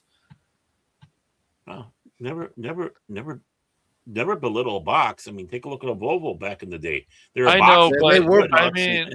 It's just like, it's like, what is it? Star Wars Outlaws. You just have like a boxy looking ship. I don't know, man. Yeah. Shouldn't you be able to not only that, and it's supposed to be the last ship of its kind. Now we can see why. Yeah. I mean, I'd rather play something that was out of the EU or whatnot, you know. That's the thing I have like with problems with stuff like Sea of Thieves. Like it's a good game, but it was more of a like games as a service type thing in a way, and it was so empty in a lot of ways. It's like, but we've seen all this stuff, even Sid Meier's Pirates. Where is all this stuff? Can I be in jail? Break out of jail? Not just on the ship, but actually on the port. The chase here, Cash. Yeah. You need to have other people besides yourself. Yes, you could play the game by yourself if you want to. Exactly. But the whole game is designed around that multiplayer experience. Right. There just wasn't. I haven't touched that game in a very long time. Yeah. So and people are like, oh, it doesn't matter. Like, you don't need that stuff. I'm like, what do you mean we don't need bar fights and stuff on ports? Come on, man. Are you kidding me? Fighting actual pirates besides just skeleton pirates? Real players in bars too. Come on. Why can't we do that stuff? Not just gank people. Which can be fun for a little while, but you took my grog. I will fight you.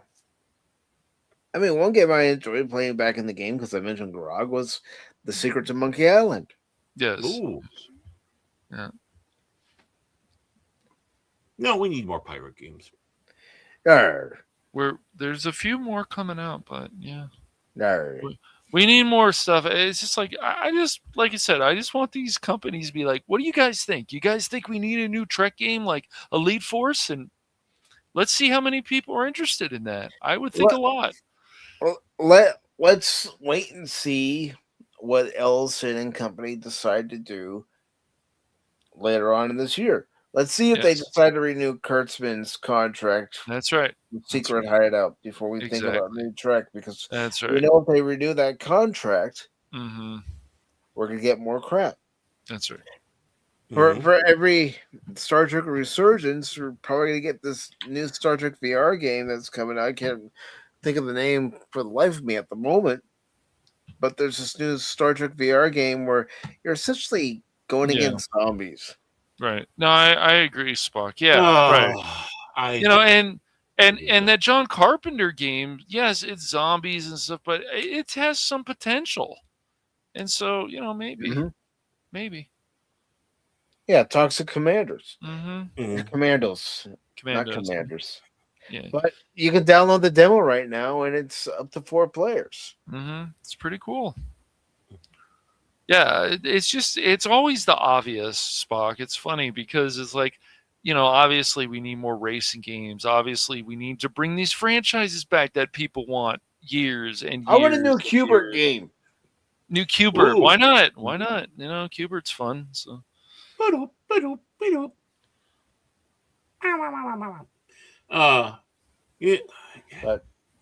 gentlemen, mm-hmm. It's getting close to 4 hours. Yep. Well, my bladder's telling me that. Let's start winding down. Yep. Yeah, settle down, Catch. Calm down, Baron. I am calm. Calmer than you. It would be great if we did. Yeah. I mean, that's the problem I have with Star Trek Online. It's all battle. It's like you need to have. There is so much more to Star Trek, and doing those explorations, you can do something like that with it. You can take a Starfleet Online, Star Trek Online, and change it over. Yeah, you have combat, but then of course you have you and your crews going out there, and send them on a diplomatic mission where you have to try to negotiate a treaty. Yeah, right. Exactly. Go into another. There's more danger. I mean, we have some of that in STO, but how about more danger and not, other stuff? It's so formulaic STO, and that gets boring. And it's been that way for the past 16 years. Hire Mike to voice a Klingon. I agree. Well, and one thing I do have to give them praise for, at least they made the exterior models better, especially the Constitution, Miranda, and such, our Avenger, as we used to call it in the day. And they look really beautiful now, as well as the other class ships. You need to change the interiors. The corridors for the interiors are far too big. Yep. It's fair, yeah. Even for the bridge, it's far too big. Yeah. Yes. Right. Now, if you have the original Enterprise bridge, it's about what it's supposed to be. Or if you have the bridge, the thing for the Galaxy class, again, it's just about right. And just need to kind of go back to that. And I know they revamped Starbase 1. And, last time I looked at it, I thought I had seen a note that they were going to revamp it to look like how it did in Star Trek Picard. It's like, no, leave it the way it was. I like it the way it was. I know sometimes change is good, but sometimes there are unnecessary changes. Yes. And I consider that an unnecessary change. Right.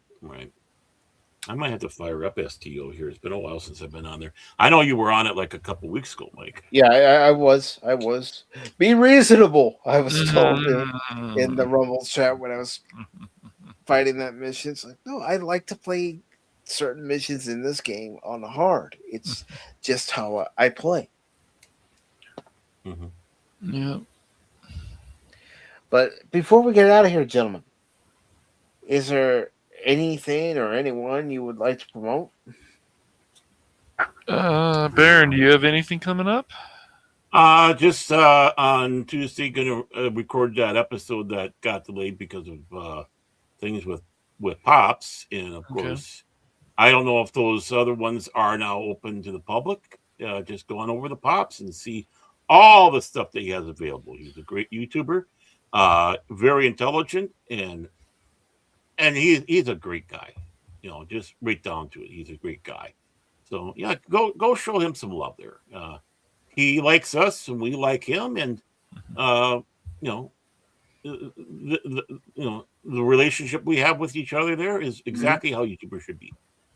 Yeah, because I know what he expects when I do a recording with him or I'm on a live stream. I can't be as wild and crazy as I am here. Right. So I know I have to tone it down. Mm-hmm. And that's fine. I can do that on anyone's stream. You tell me, tone it down, I'll tone it down. Mm-hmm. Right. Know the crowd. Yeah. Read the room. Mm-hmm. Yeah. I mean, there's a lot of other shows that when I go on there, I'm not like this. I might be wild and crazy, but it's toned down, or I'm completely serious. Because it's analyzing stuff. Doesn't mean there's not laughs, giggles, jokes, whatnot. But it's more Professor Barron, and because it's analyzing, reviewing, critiquing, and that's what the focus is. And that's why I enjoy talking with Pops with these, because we get in there, and then afterwards it's like, oh my God, there's this, it could go a lot longer, but Pops only has so much time. Yeah. And I mentioned one of my favorite scenes because it always brings a laugh to me when I see it, when I watch Major League, is when Lou Brown takes Roger Dorn's contract, throws it on the ground, and pisses on it. Yep. Mm-hmm.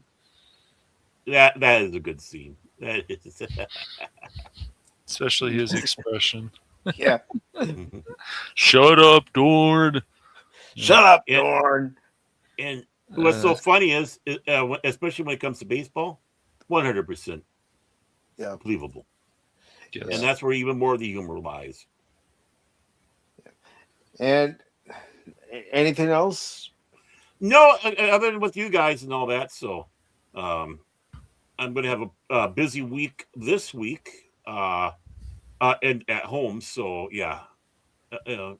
Just getting stuff properly settled in still. So, but I'm hoping I can get back to gracing the YouTube screen very soon with my own stuff. I'm missing it, and just getting the gumption to do it now. And of course, making sure I can do it without getting interrupted. Yeah, that I totally understand that. Yeah, and but the wife is better. The wife's a lot better, so I'm not so worried. Good. Because I was going to ask you before the show. Of course, we get to talking and everything. Yeah, but I hope Renee's doing a whole lot better. Not my fault. Yeah, I hope so too. Well, it's hurting her leg, because, and what I'm seeing here is not going to be anything out of line. But with her knee replacement, of course, what they did with the knee replacement, they put like a rod and shoved it down the leg, inside the leg there. So they have the extra whatever, and she was getting worried, and legitimately so, for a little bit there, because of the pain coming in, and she's going, oh God, I hope it's not coming back. Hope it's not coming back. She went to the surgeons. Yeah, you're going to feel it, because that rod that's in there, the body is still sitting back going, what the front door? What's the hell is inside me now? Yeah, exactly. So the body's trying to fight it. And the accepting, along with the muscles that were all cut, all that stuff. So it's like, it's just like, okay, we know it, know what that is. We don't have to like it. We don't have to like the fact that you're going through it, but that should put some things at ease. So, but other than that, she's doing good. I mean, she's hurting today, but our weather's been going back and forth and crazy here. I can feel it too. Yeah. But she, I'm starting to tell her, okay, you should get up a little bit more and walk around. No, don't kill yourself. But don't overdo it. Just get some move around so you get some strength back into it. You and tomorrow's the ability to use it again. And yeah. And tomorrow, one of my busy things is I got to take her down to physical therapy. They finally told her that she can go there, and tomorrow's her first day of this incidence's physical therapy. Thank God it's right up the road and across from a Quick Trip. Good. With a K, not a Q. Nice. And what about you, Cash? Anything coming up? Yep. I'm let's see, what is today? Sunday. So as long as I feel good today, it's either gonna be it'll be very soon. I'm gonna do a stream of Dragon Quest Builders. It's a Minecraft meets Dragon Quest. It's a lot of fun, surprisingly, especially if you like building. So I got that one. I made the thumbnail in AI. Oh no, AI! But You use it as a tool. That's right. Yeah. Because Cash is a tool. He's AI. Shut up. This is Cash 2.5, right? Yeah, sure, Baron. I'm gonna put a virus on your computer later. Later, I thought you already did. You never know. I heard my computer going, you can put your gigabytes in me anytime. It's like, whoa. Yeah, I got sure, Baron. I made some new ones for Hollow Knight I've got coming up, but definitely Dragon Quest Builders. I'm thinking about probably doing that as a late night stream, just like Baron. I won't be bothered because if I do some of these streams, unless I tell people in the family, like, hey, I'm busy. Leave me alone. Yeah. So that'll be. But our game's looking forward to him. That's what I got. That's sure. And then Baron, once everything's settled and stuff, like we'll get back to everything, the cranky old fans and other stuff. Right. Yeah. But how many episodes do we have that's in the can that you can put on there? Start doing that on the Tuesday. I think about 9 now. Yeah, I've been kind of lazy about it. So, My suggestion would be to upload them at the time you would have the live shows. Right. Mm-hmm. Yeah. So 8 o'clock on Tuesdays. Yeah, on Tuesdays, right. Yeah. And that way we got that going until, and then hopefully, before that, but I mean, it doesn't matter, that things will be situated outright. I'll talk to you guys afterwards. We don't need to make a sausage. Yeah. Right, exactly. So yeah, I have that. And then Mike and I will probably maybe another week or so we'll find a game to play. We've talked about a few that we could play. So Split Fiction is one I know we've been wanting to. Yes. We could do that. And if that's the one you want to do, that's fine. I don't mind. I still want to do a test run offline first. Yes. I think we should test some of these games. This is also some good advice out there. Test some of these games before you go on stream because things can go wrong. Like the co-op stuff. Unfortunately, Mike and I have run into problems with River City Girls 2 and other stuff. Mm-hmm. It's been annoying, and we're like, why do you guys do this to us? Like, what do we do to you? Sometimes it's my internet connection. Sometimes it's connection to the server. And funny enough, mine is working quite well now. I'm glad, dude. It's always good when the internet works.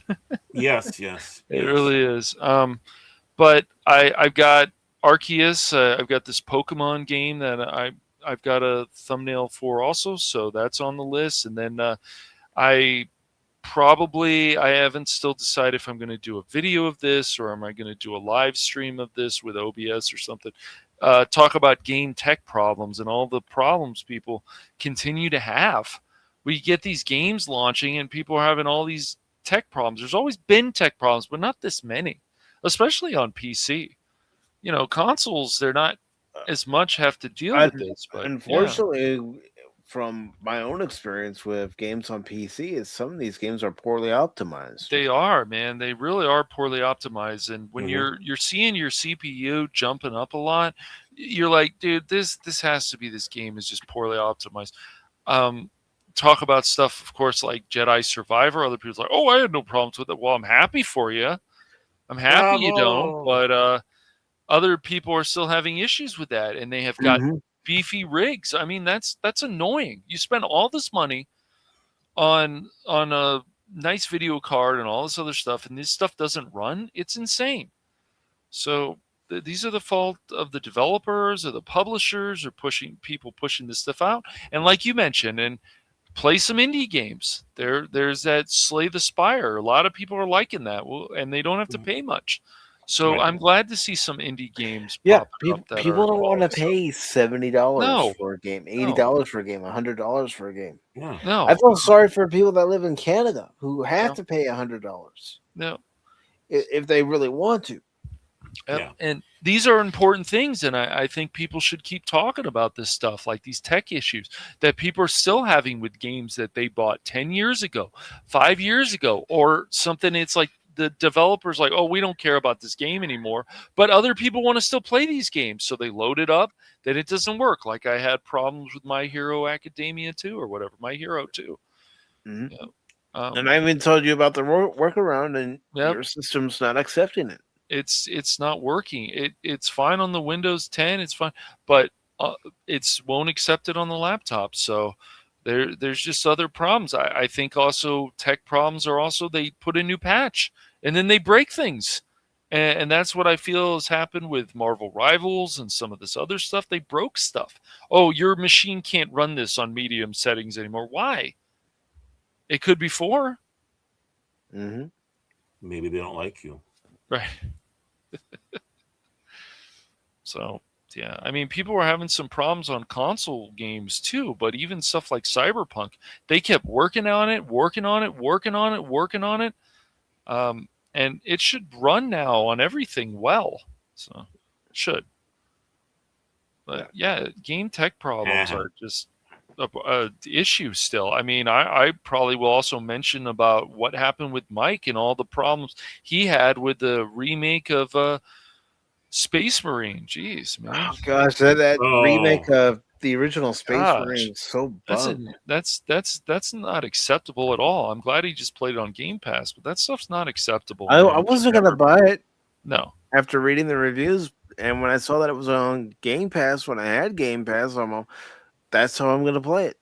So yeah, I mean, I'm definitely gonna talk more about that because those things are just ridiculous, and these things keep happening. I mean, sure, it's old games, but we can find ways around all this stuff. Come on. Yeah, I'll play the anniversary version that I got. Exactly. Mm-hmm. Yep, that one works. So it does. And yeah, so and hopefully they're gonna put those older Transformer games back on Steam. They talked about it and we're gonna put this on that's Game all Pass. they're doing. Cash is it's all talk. Talking about it. It's all talk, man. Just make it happen already. What the hell? Yeah. So, unfortunately, that's all some people can do is, they talk the talk, but they don't do the walk. And no, they don't. In these companies, you're gonna find a lot of talking. Yeah. But we're having still all these game tech problems with games that are launching at $70. More people paying more money for it, and people are having problems with this stuff. Like Requiem, Resident Evil 7 Requiem, like it runs really well even on the Switch 2. Well, that's good. So that means that even the Switch 2 can be pretty powerful. If it can run something like Resident Evil 7 Requiem well, it just means that people actually cared enough to optimize the game. So Capcom cared enough to do that.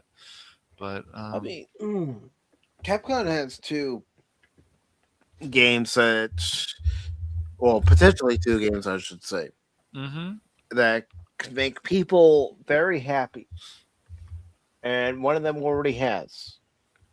And that's Resident Evil Requiem. But Pragmata Sketchbook, from what I played of that demo, I wanted to play more. And that game comes out in April. Right. So Capcom could possibly have another hit on their hands. Yeah. What was the name of the game again? Pragmata Sketchbook. Yes. Okay. You can play the demo right. You can play the demo right now, and you can play just fine on your computer, Baron. It's pretty cool. Yeah. Well, I got the same computer he does, so it better be. I hope so.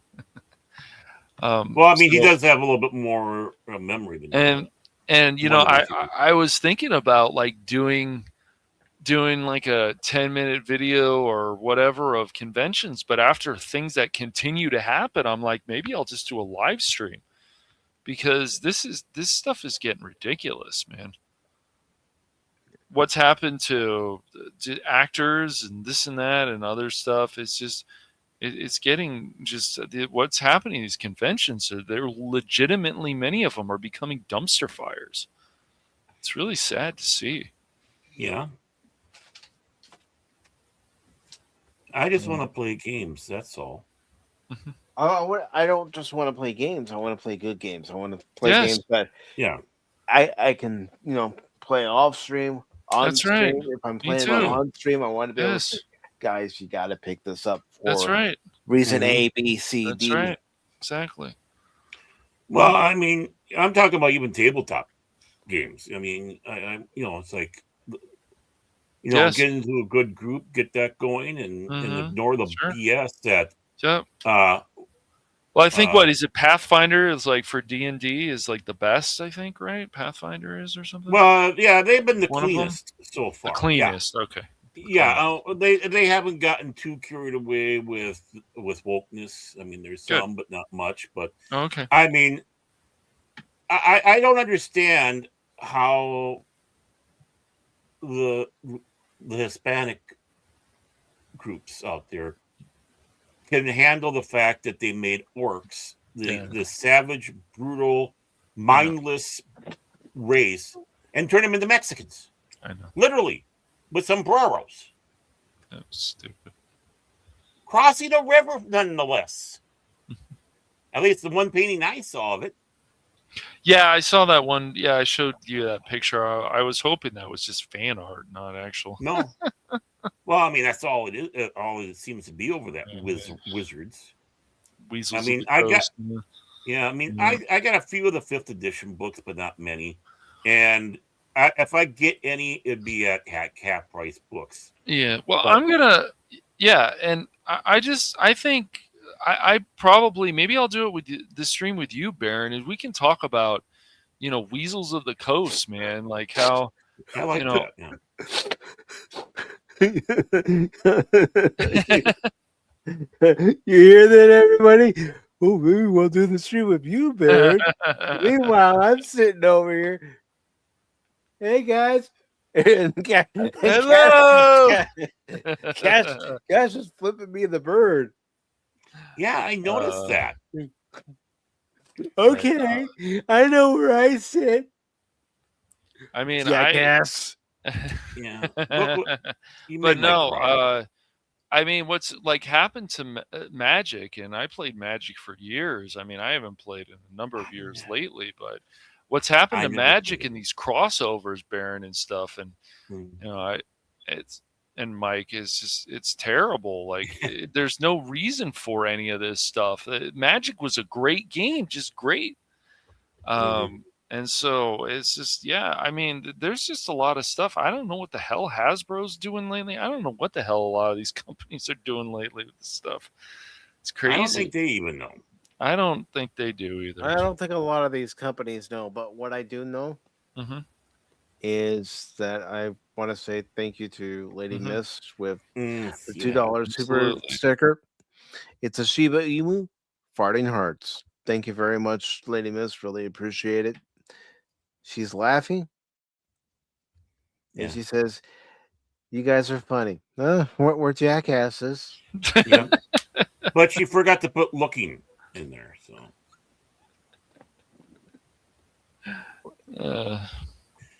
Cash, is it true? I heard you got you Botoxed your chin. No. Hold on. I heard that. Hold on. I've got something to play for the lady. Come down. Thank you very much, Lady Miss. Really do appreciate it. You don't have to do it, but I do appreciate it. So Cash, say thank you. Oh well, I tried. This is for you, Lady Mist. And then I have another clip I'll play for everybody after this. I'd buy that for $1. And because, I say that we are jackasses. We are the Three Stooges of Pop Talk. I got this for everybody.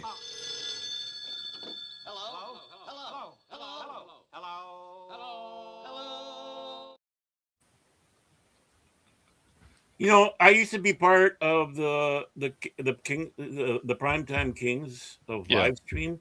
We should be the Three Stooges of YouTube. Mm. What I'm saying. I've already called us the Three Stooges of YouTube, and I've said it more than once. Fine. I know. Don't be surprised if I make a thumbnail where we kind of sort of look like the Three Stooges. I'm surprised you haven't yet. Because I'm trying to get it done myself in Photoshop and not use AI all the time to tweak some of the things that I don't know how to do yet in Photoshop. Well, the thing is, but I'm learning. Yeah. You need to use some AI because how else are you going to get Cash's image in there? Please.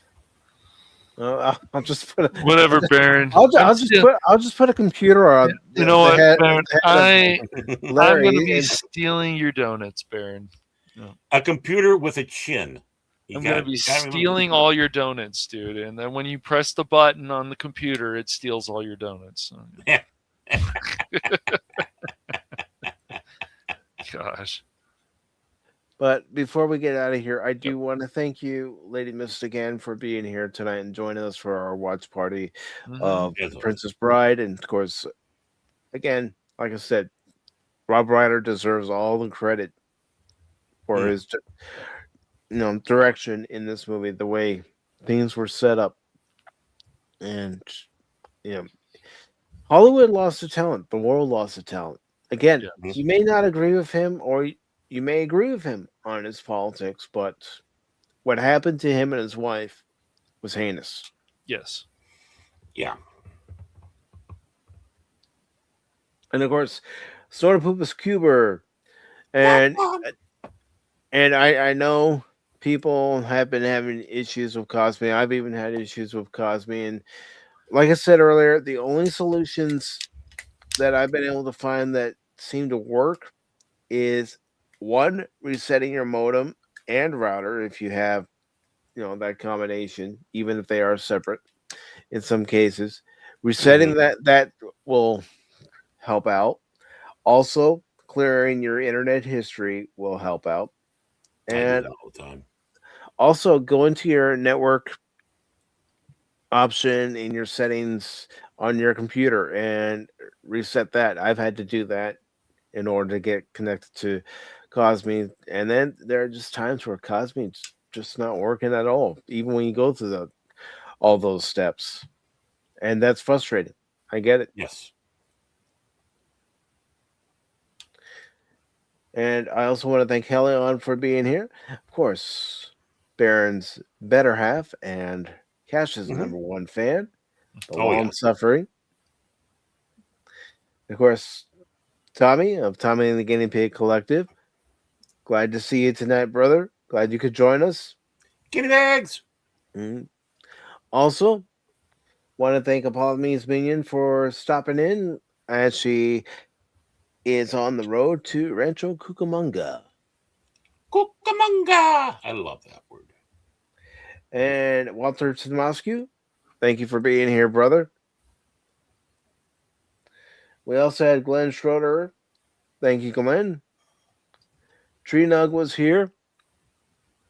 We also had Spock. And I also want to thank Anonymous and Joe's Atmosphere for joining us over on the KOSMI side, along with Lady Miss, Helion, of course, Cass, and Baron.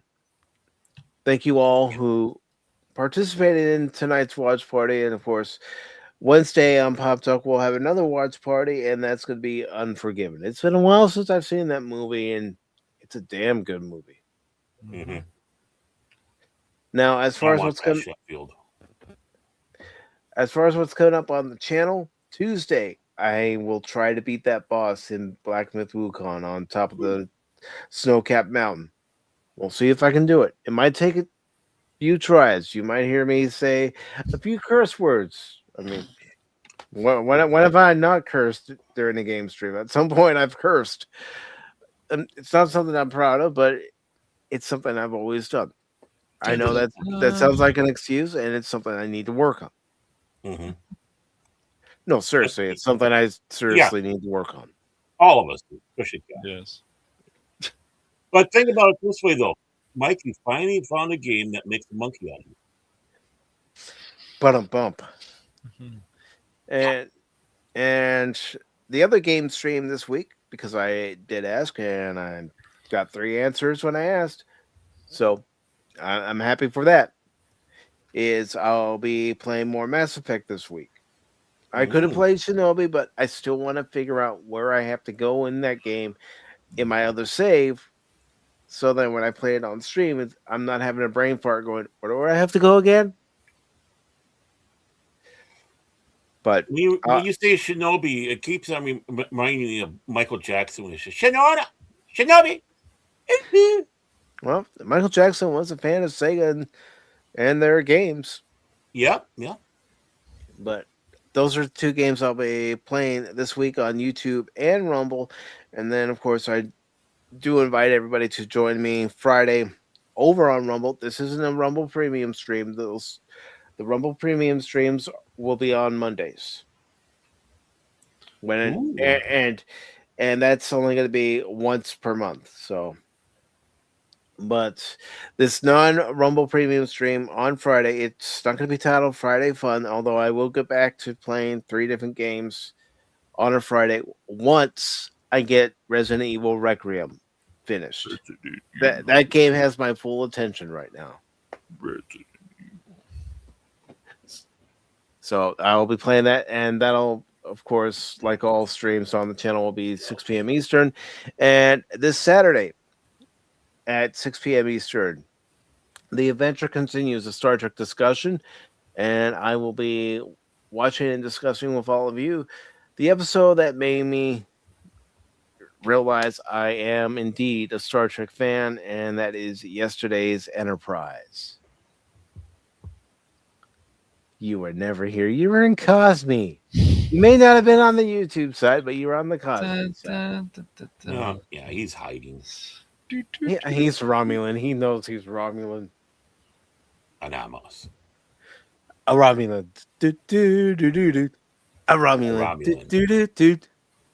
A Romulan.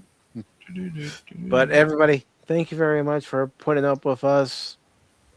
And as I've been posting more and more lately, please make sure you're hitting that like button. You share out the streams. You repost the streams.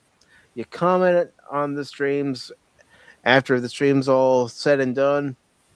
And, seriously, let me know some feedback. What you like, what you don't like. Because I haven't been getting any feedback lately, and I would like to know, what is it that you like? What is it that you don't like? And I'll try to work to change some things. I'm not going to guarantee that everything that you don't like will be changed. I have a fear that my job is in jeopardy now.